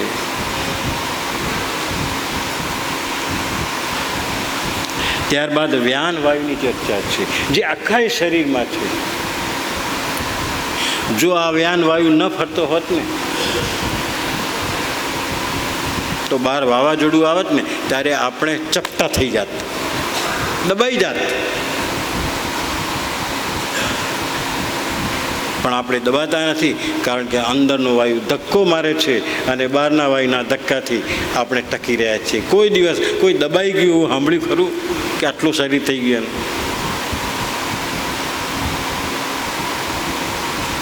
આ અંદરનો વ્યાન વાયુ છે. આ વ્યાન વાયુ છેલ્લે પણ કામ કરે છે. મળદું જો રાખી મૂકવામાં આવે તો એ ફૂલે છે. એ ફૂલવાનું કારણ વ્યાન વાયુ છે. ચોથો પાંચમો એક વાયુ છે સમાન વાયુ, સમાન પ્રાણ. એ કામ શું કરે છે? પેલા એ રસ બનાવ્યો, એ રસને હવે આગળ ધકેલવાનું કામ કરે છે. રુધિરમાં શોષાવાનું કામ થાય છે, બધે પહોંચાડવાનું કામ, પણ બધે સરખી રીતે પહોંચાડવાનું. સરખી રીતે પહોંચાડવાનું કામ સમાન પ્રાણ કરે છે. આ જુએ એની વ્યવસ્થા તો જુઓ. તમે જોયું છે બે હાથ એક સરખા? તમે નથી કર્યું કશું. તમે તો આટલા હતા ત્યારથી યાદ કરો કે મોટા થયા, હાથ મોટા થતા ગયા, પગ મોટા થતા ગયા, અને એ પ્રમાણે અંદર બધું ભળતું ગયું. જે પ્રાણ છે એ આંખની પલક આમ કરે છે. તમારે કંઈ મહેનત કરવી પડતી નથી અને આંખનો પલકારો માર્યા સિવાય તમે રહી શકતા પણ નથી. બધું આપણે થાય કરે. એક પ્રાણ અંદર બેઠેલો છે એ આ કામ કરે છે. એને કૂર્મવાયુ કીધું, કૂર્મ પ્રાણ કયો છે. ત્યારબાદ કુકલ નામનો એક પ્રાણ છે જે ક્યારેક ક્યારેક તમને છીંક લાવે છે. આ છીંક પણ કંઈક કામની હશે.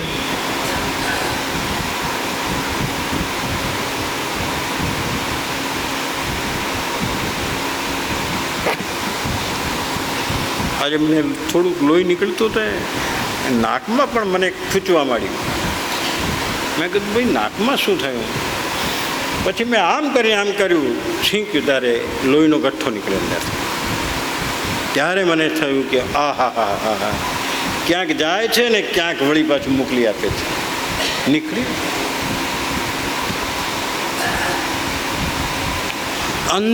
અંદર અવ્યવસ્થા એ રહેવા દેતો નથી, બધી વ્યવસ્થા કરી દે છે. ઘા પડ્યું, લોહી નીકળ્યું, પણ વળી પાછી બધી વ્યવસ્થા એને વિચારી. બધું બંધ પણ થઈ ગયું, બધું શાંત પણ થઈ ગયું, બધી વ્યવસ્થા પણ થઈ ગઈ, લોહી વહેતું બંધ પણ થઈ ગયું, બધું જ સુંદર રીતે થયું. ડૉક્ટરોએ એમની સેવા કરી, બધી પાટાપિંડી કરી, બધું સાચું, પણ અંદરની પણ એક વ્યવસ્થા છે, એનું બહુ જ મહત્વ છે. ત્યારબાદ ધનંજય નામનો એક વાયુ છે જે તમને પુષ્ટ કરે છે, શરીરને પુષ્ટ કરે છે, શરીરને તંદુરસ્ત રાખે છે, શરીરનો એક સરખો ઘાટ રાખે છે અને સાથે સાથે મળદાને ફૂલાવાનું પણ કામ એ જ કરે છે. આવો ધનંજય ઉપપ્રાણની વાત પણ કરી. જે રીતે આ બધું અંદર પડેલું છે, બરાબર, કઈ રીતે જોવાનું છે આને આપણે? સાચું કે જો વડનો ટેટો હોય એને આપણે ફોલી નાખીએ તો અંદર શું હોય? બીજ હોય, નાના બીજ હોય. આ બીજમાં આખું વડનું ઝાડ સમાયેલું છે. આ બીજમાં વડનું ઝાડ જોઉં, બીજ દેખાય છે, એમાં વડનું ઝાડ દેખાતું નથી, પણ એને યોગ્ય રીતે જમીનમાં વાવવું પડે. અને યોગ્ય રીતે જમીનમાં વાવ્યા પછી કોણ કામ કરે છે? પ્રકૃતિ કામ કરે છે. પ્રકૃતિ કામ કરે છે.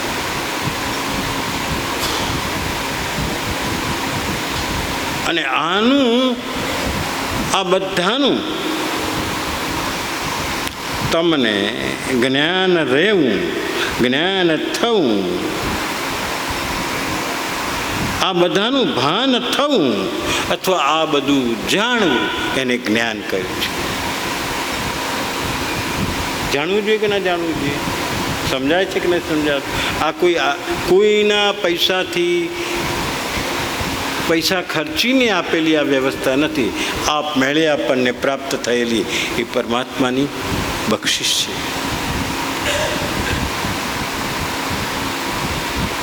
અને આને જાણવું એ તમારું જ્ઞાન છે. અને આ જ્ઞાન જ તમને મુક્તિ અપાવશે જો આવું જ્ઞાન હશે તો. અને આના તમે દ્રષ્ટા છો. તમે એકવાર તો જાણો કે આટલું બધું અંદર છે. અને તમે જુઓ, અંદર પાચન તંત્ર છે, રુધિરાભિસરણ તંત્ર છે, જ્ઞાન તંત્ર છે, ઉત્સર્ગ તંત્ર છે. આ બધા તંત્રો અવયવમાં 24 કલાક ફેક્ટરી ચાલુ છે. સ્વિચ પાડીને જ્યાં આપી છે 24 કલાક. તમે ઊંઘમાં હો તો પણ આ ફેક્ટરી ચાલુ છે. બધું કામ અંદર થઈ રહ્યું છે.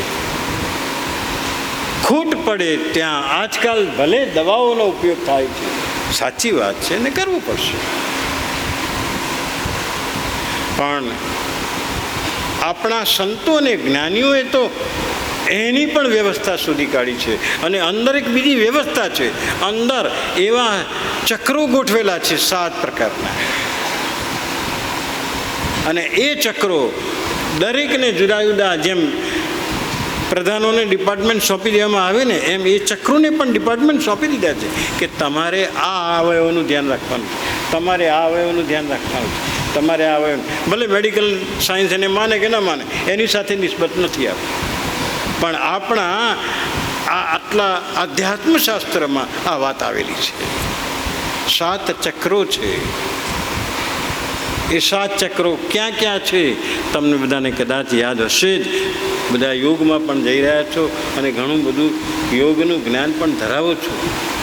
એક છે મૂલાધાર ચક્ર, બીજું છે સ્વાધિષ્ઠાન ચક્ર, ત્રીજું છે મણિપુર ચક્ર, ચોથું છે અનાહત ચક્ર, પાંચમું છે વિશુદ્ધિ ચક્ર, અહીંયા છે આજ્ઞા ચક્ર અને અહીંયા છે સહસ્ત્રાર ચક્ર. આવા 7 ચક્રો પણ આવેલા છે. આ દરેક ચક્રોને જુદું જુદું કામ સોંપેલું છે. અને આપણી બેકાળજીથી અથવા આપણા ખાનપાનથી અથવા આપણી અવ્યવસ્થાથી કોઈક અવયવમાં ગરબડ થાય તે ગરબડ દૂર કરવા માટે એ ચક્રને સક્રિય કરો એટલે એટલો ભાગ તમારો દુરસ્ત થાય. આ જૂના જમાનાના ઋષિમુનિઓ પાસે ક્યાં ડૉક્ટરોને હોસ્પિટલો હતા? કશું હતું. છતાં એ બધાને આ જ્ઞાન હતું. આ જ્ઞાનને લીધે એ લોકો આગળ વધ્યા હતા. તો આવા 7 ચક્રો પણ અંદર આ શરીરમાં આપણે પ્રવેશ બહાર આવ્યા છે. બોલો, આ બધું જાણવા મળ્યું ત્યારે આશ્ચર્યચકિત થઈ જવાય એવું નથી? અદ્ભુત, અદ્ભુત, અદ્ભુત. અને આ બધાને જાણો અને આ બધામાં ઊંડા ઉતરો એટલે તમને જ્ઞાન પ્રાપ્ત થયું એમ કહેવાય. આ પ્રકારે થોડીક વાર જરા થોડી ધૂન લે.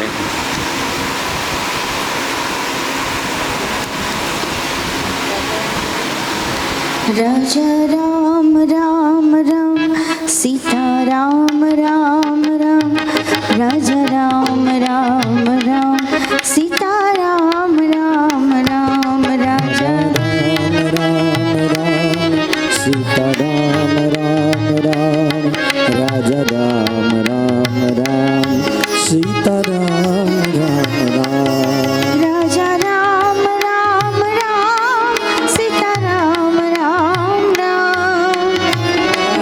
રામ રામ સીતા રામ રામ રામ. રાજા રામ રામ રામ, સીતા રામ રામ રામ. રાજા રામ રામ રામ, સીતા રામ રામ રામ.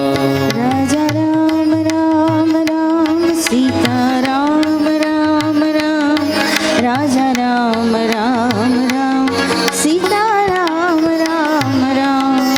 રાજા રામ રામ રામ, સીતા રામ રામ રામ. રાજા રામ રામ રામ, સીતા રામ રામ રામ. રામ તો વનવાસમાં નીકળ્યા છે, દંડક વનમાં પ્રવેશ કર્યો છે, જ્યાં પંચવટી આવેલી છે. આ દંડક વનનો વિસ્તાર રાવણે એની બેનને સોંપેલો છે કે આ વિસ્તારની રાજા તું. શૂર્પણખા. હા, શૂર્પણખાને આ વિસ્તાર સોંપેલો છે. ત્યાં પ્રવેશ કર્યો અને ત્યાં પંચવટી બનાવી. રસ્તામાં જે કોઈ રાક્ષસ આવે એનો સંહાર કરતા જાય. સીતાજીએ સવાલ કર્યો છે કે આ રાક્ષસોનો સંહાર શું કામ કરો છો? તમે તો વનમાં નીકળ્યા છો. ત્યારે કે આતતાઈઓને મારવા પડે કે, પણ એ તો આતતાઈઓને મારવાનું કામ, રાક્ષસોને મારવાનું કામ તો રાજાનું છે, તમારું ક્યાં છે? પણ કે રાજાનું ભલે કામ રહ્યું, રાજા બધી જગ્યાએ પહોંચી ન વળે. આપણે જ્યાં હોઈએ ત્યાં, ભલે રાજા ન હોઈએ, પણ આપણે કંઈક કામ કરવું પડે. એ માનવ ધર્મ છે. હું માનવ ધર્મનું પાલન કરું છું. અત્યારે ભલે હું રાજા નથી. આ લોકો અનેકોને દુઃખી કરે છે, એમને અનેકોને દુઃખમાંથી મુક્તિ માટે હું એક જણને મારું એટલે કેટલાય લોકોને દુઃખમાંથી મુક્તિ મળે. આવું કીધું. આજે પંચવટીમાં પ્રવેશ કર્યો. ત્યાં એક મઢુલી બનાવી છે અને પંચવટીમાં પ્રવેશ કર્યો, કારણ કે ત્યાં થોડું વધારે સ્થાયી થવાનું છે. અને જ્યાં જાય રામ ને સીતા અને લક્ષ્મણ, બધી આજુબાજુ પ્રચાર તો થઈ ગયેલો છે કે આ લોકો નીકળ્યા છે વનમાં જવા માટે. એટલે ત્યાંનો એક જટાયુ હતો, ગીધોનો રાજા હતો. એ ગીધોનો રાજા મળવા આવ્યો. પહેલાં તો હાથ જોડીને કીધું કે હું ગીધોનો રાજા છું. આવે ભાઈ, શું કરીશ તું શું કામ કરે છે? હું હવે બીજું બધા કામ પડતા મૂક્યા, હું તમારાનું રક્ષણ કરીશ. આજુબાજુ ઘણા બધા રાક્ષસો ફરે છે, ઘણા બધા અનિષ્ટ તત્વો ફરે છે, એ તત્વોથી તમને બચાવીશ. હું તમારી સામે ગીધ નજરે જોયા કરી. ગીધ નજર એટલે ખબર છે ને તમને, એ ઝાડ ઉપર બેઠું હોય, દૂરથી પણ કોઈક એવું અનિષ્ટ તત્વ આવતું હોય તો એને ખબર પડી જાય. એ જટાયુએ કહ્યું કે હું ગીધોનો રાજા છું, તમને મદદ કરીશ, તમારી રક્ષણ માટેની જવાબદારી હું લઉં છું, એવું કીધું. હું તમારું અને સીતામાનું ધ્યાન રાખીશ, આમ કહીને એ રહ્યો. એ દંતક વનમાં શૂર્પણખા આવી. આ કોણ મઢુલી બાંધીને? કારણ કે એના રાજમાં કોઈક આવું ઘર બાંધે એટલે તરત જ એ પાછી ખબર કાઢવા આવે. શૂર્પણખા આવી છે અને એણે તો રામને જોયા ને એટલે એકદમ મોહિત થઈ ગઈ. ઓહો, આવો સુંદર પુરુષ! હવે આ મારું રાજ તો મળેલું છે, પણ મને જો આવો કોઈ વર મળી જાય ને તો મજા આવી જાય. એટલે સીધા રામ પાસે ગયો, મને તમારામાં પ્રેમ થઈ ગયો છે, મારી સાથે લગ્ન કરો. અને રાક્ષસોનું કેવું ખબર છે, પહેલાં પૂછે, વિનંતી કરે, કે ના હોય તો પછી યુદ્ધ કરે, બસ. રામને થયું કે આ લપ ક્યાં આવી પાછી માને? અત્યારે લગ્ન કરવાની વાત આવી તો કે મારે તો જો આ રહી મારી પત્ની. પણ પેલો મારો ભાઈ ઊભો છે ને, એની પત્ની નથી અહીંયા, જા એને જ કદાચ ઈચ્છા થાય તો એની જોડે લગ્ન કરે. લક્ષ્મણ જોડે ગયો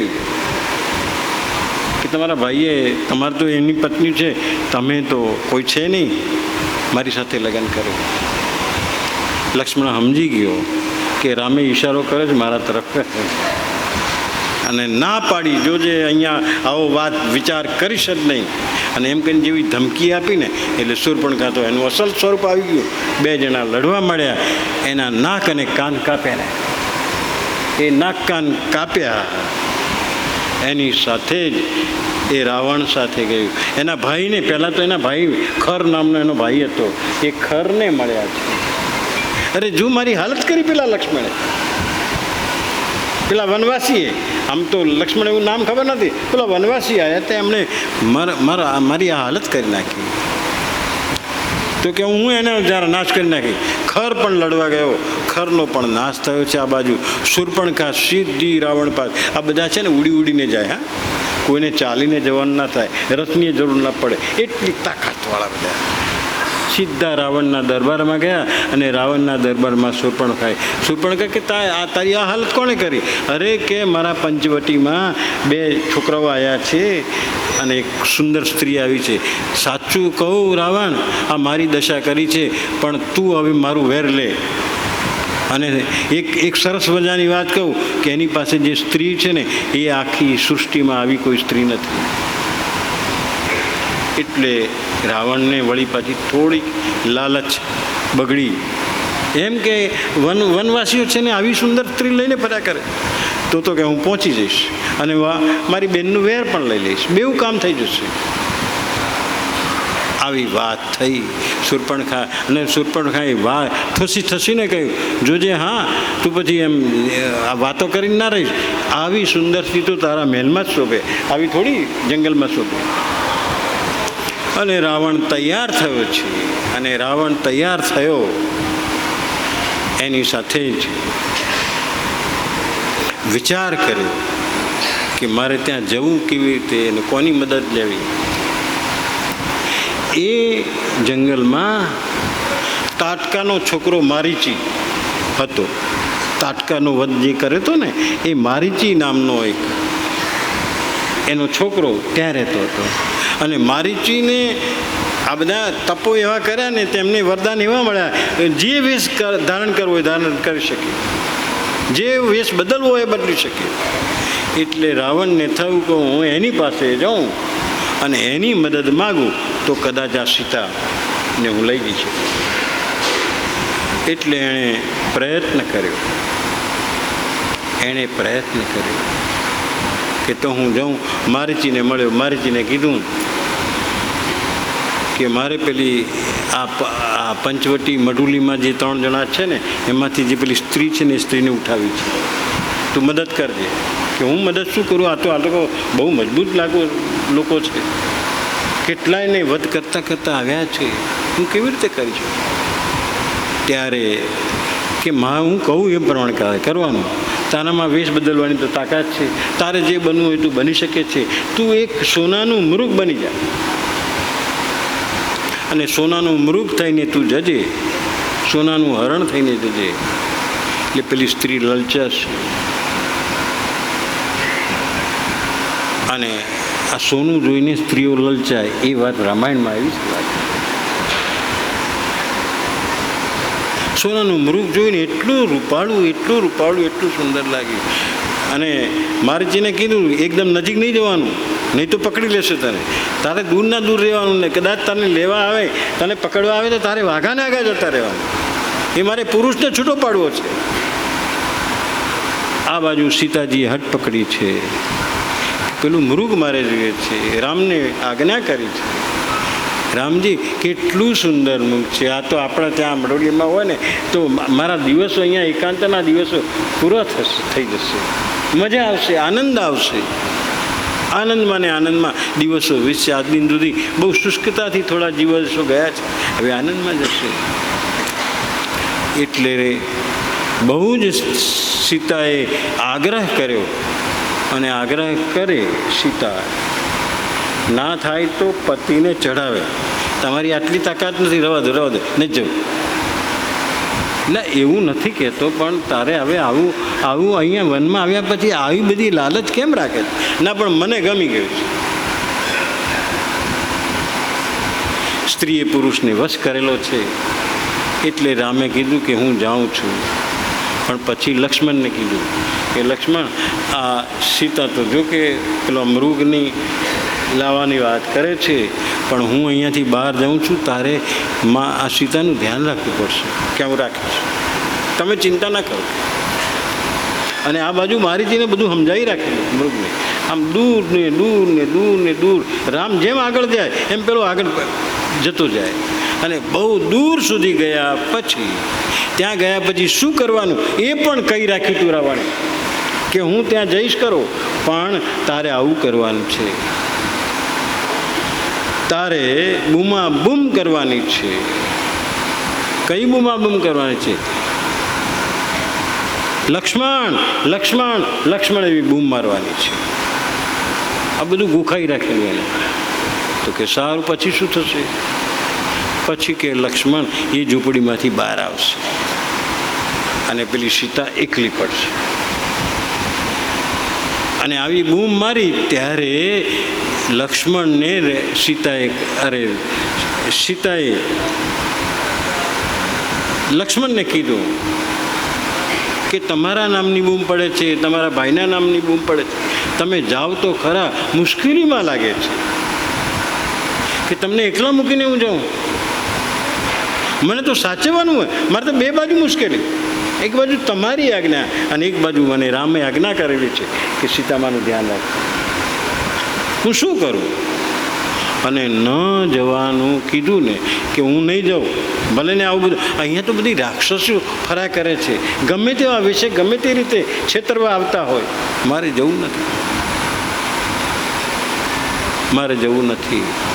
ત્યારે સીતાએ ટોન્ટ માર્યો છે, ભાઈની ગેરહાજરીમાં તમે દાનત બગાડી છે મારા ઉપર, આવું બોલ્યા છે. કેટલા હલકા શબ્દો બોલાઈ ગયા છે.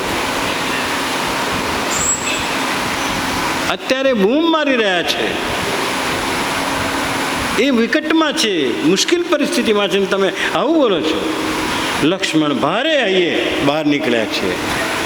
પણ બહાર નીકળીને સીતાને કહ્યું કે હું એક અહીંયા લીટી દોરું છું, આ લીટીમાંથી બહાર આવશો નહીં. એનું નામ આપણા સંસારે વ્યવહારે કર્યું છે લક્ષ્મણ રેખા. જિંદગીમાં લક્ષ્મણ રેખા દોરજો કે ભાઈ આની બહાર નહીં જવું આપણે. ગમે તેવા ધંધા વેપારમાં ગમે તેવી મુશ્કેલી આવે પણ આ લિમિટની બહાર નહીં જવું. લોભમાં અને લાભમાં, લાભ અને લોભમાં અક્ષર જરા જુઓ છો. લાભ અને લોભ ખાલી માત્ર જ આવે છે, માત્ર જ આવે છે.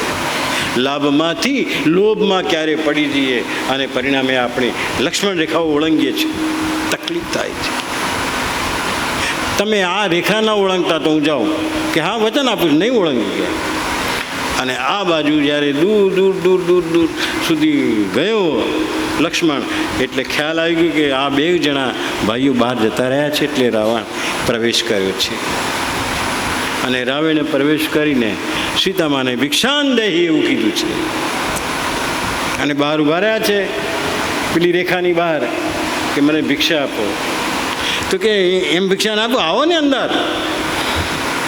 એટલે કે મારાથી અંદર અવાય નહીં, આ રેખાની અંદર હું ના આવી શકું. એને સાધુનો વેશ ધારણ કરેલો હતો. હું તો ભિક્ષા લેવા આવ્યો છું, ભિક્ષા આપવી હોય તો આપો ને, નહીં તો સાધુને કહી દો કે જાઓ પાછું જાઓ. અને સીતામાનું હૈયું થોડુંક એ થયું કે આ સાધુને હું પાછા ન મોકલી શકું. અને આવ્યા છે બહાર આપવા માટે, ત્યારે લક્ષ્મણ રેખાની અંદર રહીને આપવા માંડ્યા. ત્યારે કે અંદર રહીને તમે આપશો તો તમારી ભિક્ષાનો સ્વીકાર કરીશ નહીં. અમારા નિયમ વિરુદ્ધ જ છે. તમે બહાર આવો તો. અને જેવું બહાર આવી એની સાથે જ ઉપાડી લીધી. અને આ તો બધા હવા માર્ગે ફરનારા સીધા દોડ્યા છે, દોડ્યા છે, દોડ્યા છે. અને સીતામાં બોલે બચાવો બચાવો બચાવો. પેલું મૃગ તો ક્યાંય જતું રહ્યું. રામ લક્ષ્મણ વિચારવા લાગ્યા આ બચાવો બચાવોની બૂમ સીતાનો અવાજ છે. જરૂર કંઈક થયું, જરૂર કંઈક થયું. અને આ બાજુ જટાયુ પેલો કહીને ગયો હતો ને કે હું તમારા એમની બેનું રક્ષણ કરીશ. અરે આ તો સીતામાં. એને જોયું ઉપર રાવણ, એટલે ગીત તો ઉડી શકે, એટલે ઉડીને સીધો રાવણ પાસે ગયો છે એ જટાયુ. અને એની છાતી ઉપર કોચવા લાગ્યો છે કે આ માંડ આને છોડી દેતો, પણ એ છોડતો નથી. ખૂબ લોહી કાઢી નાખ્યું. આ બાજુ બે જણા જ્યારે એકબીજાનો સંઘર્ષ કરતા હતા ત્યારે સીતાને ખ્યાલ આવી ગયો કે આ બે જણા એમના અંદર અંદર વ્યવસ્થિત થઈ ગયા છે અથવા લડી રહ્યા છે. એટલે એ વખતે એમણે ફૂલનો ગજરો નીચે નાખ્યો, દાગીના નીચે નાખ્યા. એમને થાય કે મારી પાછળ શોધતા શોધતા આવે તો એમને ખબર પડે કે આ બાજુ ગયા છીએ. એટલે દાગીનાને બધું રસ્તામાં નાખ્યું છે, ફૂલના ગજરા નાખ્યા છે. અને નાખતા નાખતા નાખતા આગળ વધ્યો. આ બાજુ રામ અને લક્ષ્મણ પાછા આવ્યા અને જોયું સીતા નહીં. સીતે સીતે સીતે કરતા કરતા કરતા કરતા રામ તો વિલાપ કરવા લાગ્યા. લક્ષ્મણને થોડી ઠપકારવા લાગ્યા કે ભાઈ તું કે પણ મને કેવા કટુ શબ્દો કીધા માએ. આ કટુ શબ્દો હું સહન ન કરી શક્યો, એટલે હું પણ ગયો. મારે ના ઉપાય ના છૂટકે જવું પડ્યું. અને એ પ્રમાણે જટાયુની જોડે લડાઈમાં રાવણને થયું કે આ સારું પક્ષી બહુ નકામું છે. એટલે એણે એની પાંખો કાપી નાખી. અને પાંખો કાપી નાખીને સીધું ધડાડ કરતું જમીન ઉપર પડ્યું. આ બાજુ રામ લક્ષ્મણ સીતે સીતે કરતાં કરતાં કરતાં કરતાં વિલાપ કરતાં કરતાં કરતાં કરતાં આગળ વધ્યા.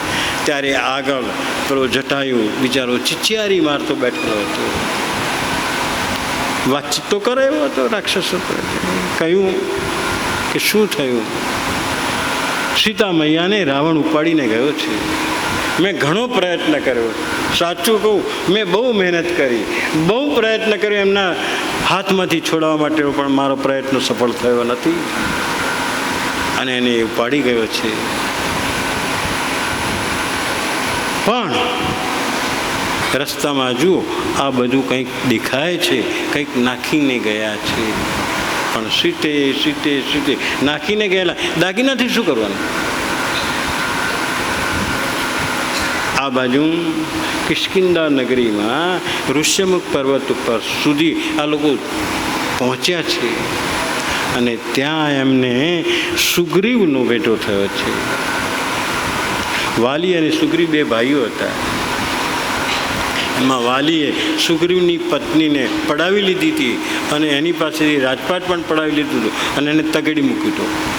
અને તગડી મૂકીને ઋષ્યમુખ પર્વત ઉપર એને રાખ્યો હતો. તો ત્યાં બધા ભેગા થયા. કોણ? રામ, લક્ષ્મણ. જટાયુએ માર્ગ બતાવ્યો કે તમે આ રસ્તે જાઓ.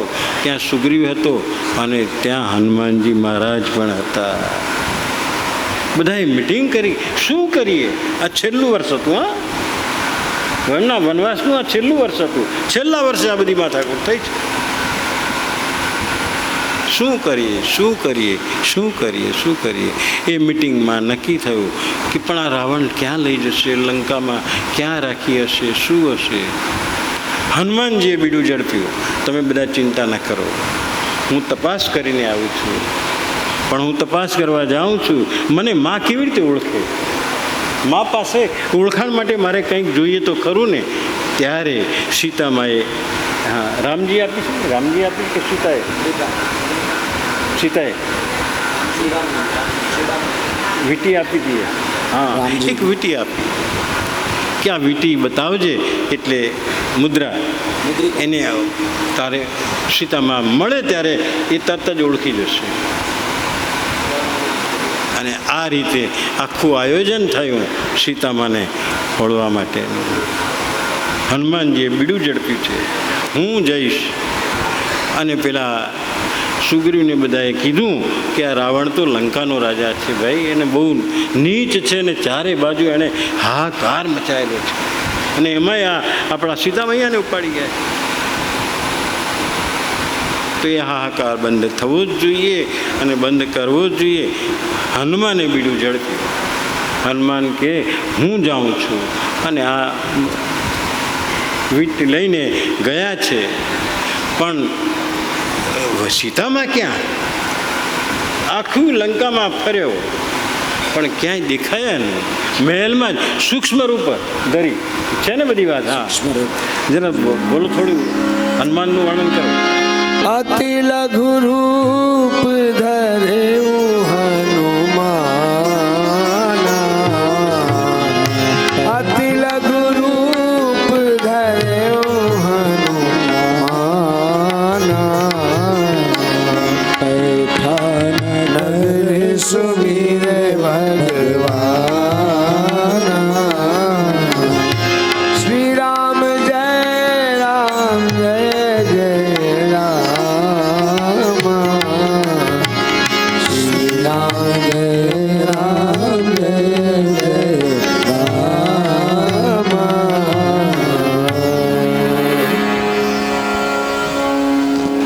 આ બાજુ સીતે કરતા રામ ને લક્ષ્મણ નીકળ્યા છે. આ બાજુ હનુમાન લંકા સુધી પહોંચી ગયો છે. સૂક્ષ્મ રૂપ હતું એટલે બધે મહેલમાં પણ ફરી આવ્યો. હા, સીતામાં દેખાતા ને આવડું વાંદરું બની જાય, આટલું સૂક્ષ્મ રૂપ ધારણ કરીને બધે ખૂણે ખાંચરે ફરી આવ્યો. સીતામાં દેખાતા.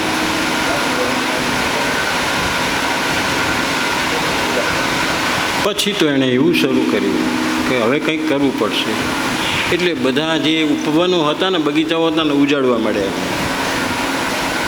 અને આ બાજુ રાવણને ખબર પડી કે કોઈક વાંદરો આવ્યો છે અને એ વાંદરો આપણા બધા જંગલનો નાશ કરી રહ્યો છે અને બહુ ઉધમાત કરે છે. કેટલાય લોકોને વચ્ચે કચર ઘાણ કાઢી નાખી છે. જે મળે એને ફટકાર છે, જે મળે એને ફટકાર. चिक्कर हिर गज डोल महिगिर लोल सागर कर बर मन हरद सब गंधर्व सुर मुनि नाग किन्नर दुख तरे कट कट हिमर कट विकट भट बहु कोटि कोटि न धावहि जय राम प्रबल प्रताप कौशल नाथ गुण गण गावहि सकल भाज उदार अहि पति मार मारहि मोहि दसन पुण्य पुण्य कमठ पृष्ठ कठोर सो किम सोहि रघुबीर रुचिर प्राण प्रस्थित जाने परम सुहावने कमठ घर पर सर्प राजस लिखत अभिचल पावनी लिखत अभिचल पावनी लिखत अभिचल पावनी બાજુ હનુમાન બધે જઈને આવ્યો અને આવું બધું ધમાલ કરીને એટલે રાવણે કહ્યું કે આ વાંદરો આવે છે, એક કામ કરો, વાંદરાને મારા દરબારમાં લાવો કે. પણ કે બહુ જુલમ કરી નાખ્યો છે, કેટલાય લોકોને એણે હાણી નાખ્યા અને સાથે સાથે આપણા બધા ઉપવનોને તો બગીચાઓને તો એને નષ્ટ કરી નાખ્યા છે. રાવણ કે એક કામ કરો, એને પૂંછડું છે ને એ પૂંછડે કપડું બાંધો અને પછી હળગાવો એટલે મરી જશે. અને હનુમાન જોયા કરે કે આ લોકો શું કરે છે, આમ પાછું વળીને જોઈએ, કપડું બંધાઈ રહ્યું છે અને છેલ્લે કેરોસીન છાંટ્યું અને હનુમાન રાજી થતો હતો અંદર કે બસ હવે મને તક મળી છે, મજા આવશે, હું આખી લંકા બાળી નાખીશ. અને પેલાને એમ હતું કે આ મરી જશે, પણ ક્યાં મરે, આખી લંકાનું દહન કરી નાખ્યું, હાહાકાર મચી ગયો. અને આ બાજુ લોકોને વધારે સેફટી ક્યાં લાગી કે અશોકવનમાં માં સીતાને જ્યાં રાવણ મૂકીને ગયો છે ત્યાં સેફટી લાગે છે. એટલે બધા દોડતા દોડતા એ બાજુ ગયો. હનુમાને જોયું કે આ બધા દોડે છે આ બાજુ, તો મને જવા દે. અને એમણે જોયું કે એક સ્ત્રી બેઠેલી છે, એને તરત જ રસ્તો મળી ગયો અને સીધું સૂક્ષ્મ રૂપ ધરીને ત્યાં મા સીતા પાસે ગયા છે. આખી લંકાનું દહન થતું જોઈ સીતામાં તો ગભરાઈ ગયા, પણ ત્યાં અશોકવનમાં કોઈ પણ જાતની મુશ્કેલી હતી નહીં. એટલે માને કીધું, હું આવ્યો છું રામના દૂત તરીકે, તું રામનો દૂત છે કેવી ખબર પડે? એની સાથે જ વીંટી બતાવી અને સમજી ગયા સીતામાં કે હા, તમે ચિંતા ન કરશો, રામ અને લક્ષ્મણ અહીંયા ચડાઈ કરીને આવશે અને આ રાવણને હરાવીને તમને અહીંયાથી લઈ જશે. આવા સારા સમાચાર આપ્યા એટલે સીતામાં પ્રસન્ન થયા છે.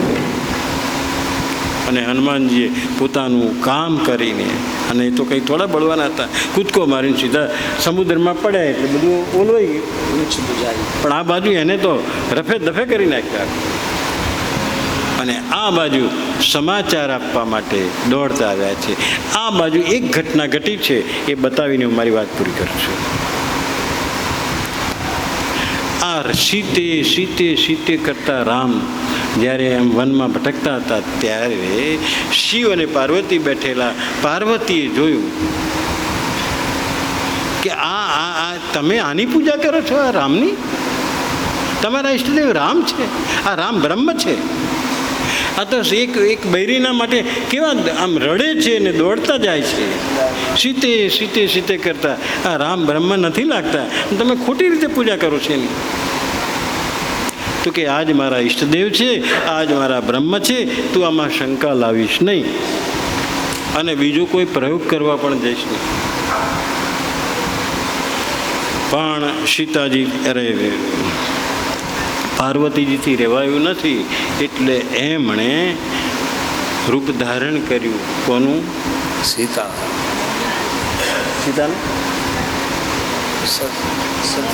પાર્વતીજીએ સતીનું રૂપ, હા, સીતાનું રૂપ ધારણ કર્યું હતું. હા, સીતાનું રૂપ ધારણ કરીને રામ પાસે ગયા.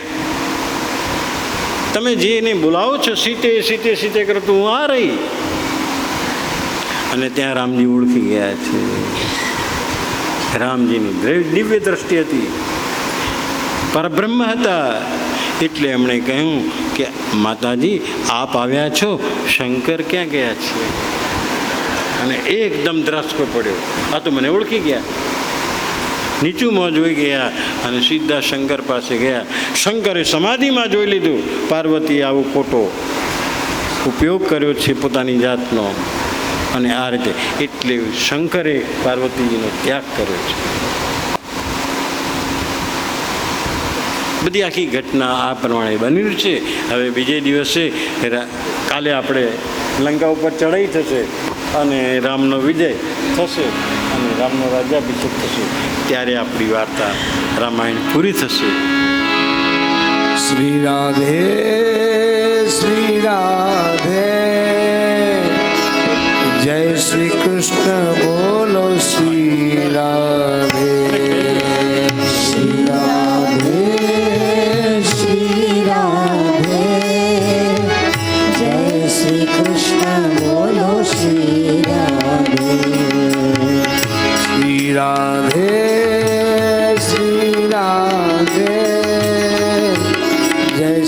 कृष्ण बोलो श्री राधे श्री राधे श्री राधे जय श्री कृष्ण बोलो श्री राधे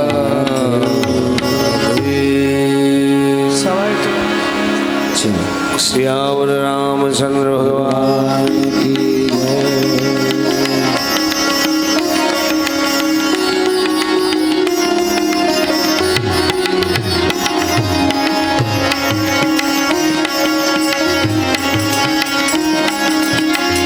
आरती श्री रामायण जी की कीरति करे ललित सिय की। आरती श्री रामायण जी की कीरति ललित ललित सिय की। गावत ब्रह्मादिक मुनि नारद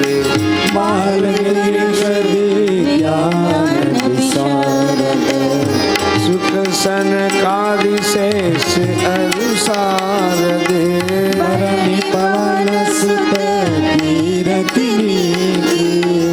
आरती की हर मायण जी की कीरति ललित ललित सिय की। गावद वेद पुराण अष्टदश शास्त्र सब ग्रंथन को रस मुनि जन धन संतन को सब रस वंश संभत सबही की। आरती की रामायण जी की कीरति ललित ललित सिय की।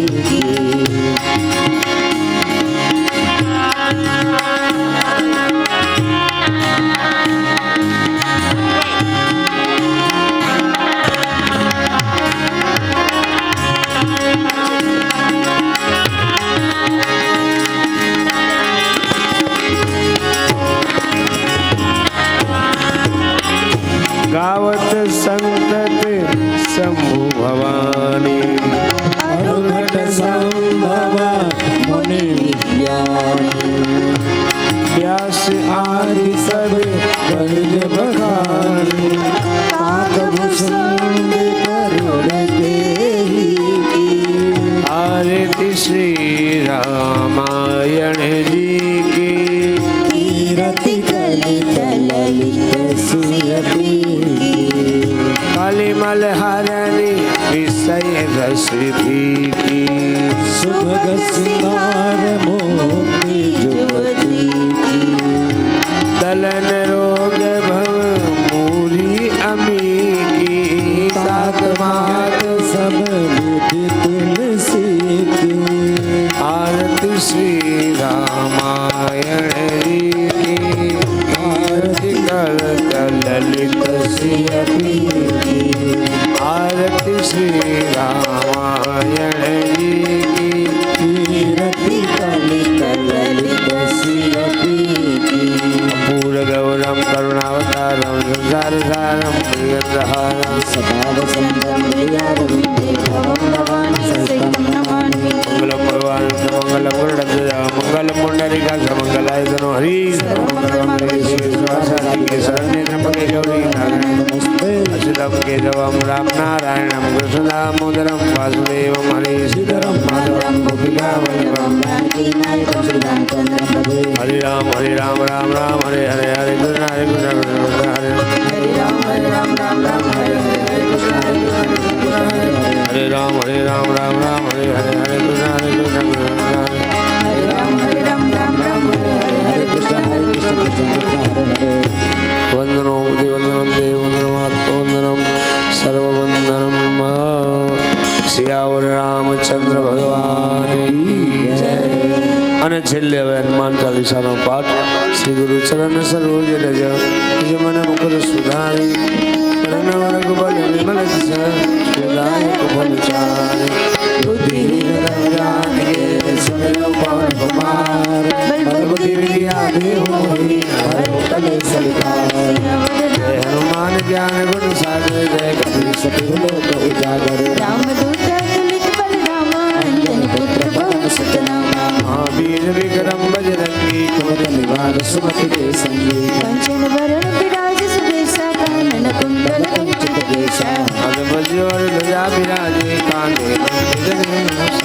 शंकर सुवन केसरी नंदन तेज प्रताप महाजगवंदन दियावान गुनी अति चातुर राम काज करिबे को आतुर प्रभु चरित चलबे को रसिया राम लखन सीता मन बसिया रूप धरि शहीद कामा विकट रूप धरि लंक जलावा भीम रूप धरि असुर सहारे रामचंद्र के काज सवारे आय श्रीवन लखन जियाए श्री रघुवीर हर्षि उर लाए रघुपति की बहुत बड़ाई तुम मम प्रिय भरत समभाई भद्र भजन तुम रोज सगावे सगाई दीपति कंठ लगावे सनकादिक ब्रह्मादि मुनीसा नारद सारद सहित अहिसा कुबेर दिगपाल जहाँ ते कवि कोविद कही सके कहाँ ते उपकार सुग्रीव किन्हा राम मिलाए राजपद बिन्हा हर मंत्र विभीषण माना लंकेश्वर भय सब जग जाना सहस्र योजन पर भानु लील्यो ताहि मधुर फल जानो दुर्गा मिले कुमाई जल दिला में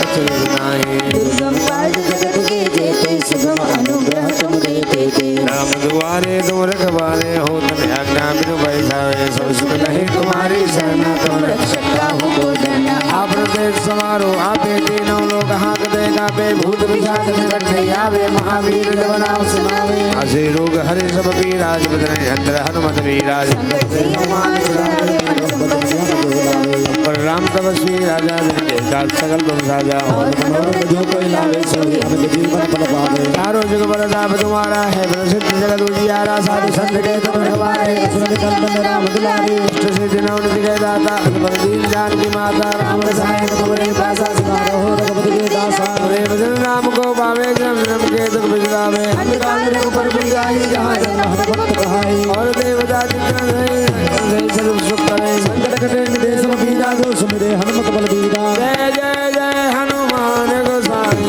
कृपा करो गुरुदेव जिनाई जो सतबार पाठ कर कोई छूटहि बंदी महासुख होई होय पढ़े हनुमान चालीसा सिद्धि साखी गौरी तुलसीदास सदा हरि तेरा कीजे नाथ हृदय महाडेरा पवन तनय संकट हरण मंगल मूर्ति रूप राम लखन सीता सहित हृदय बसो सुरभूप सियावर रामचंद्र की जय पवन सुत हनुमान की जय बोलो भाई सब संतन की जय बोलो श्री रामचंद्र भगवान की जय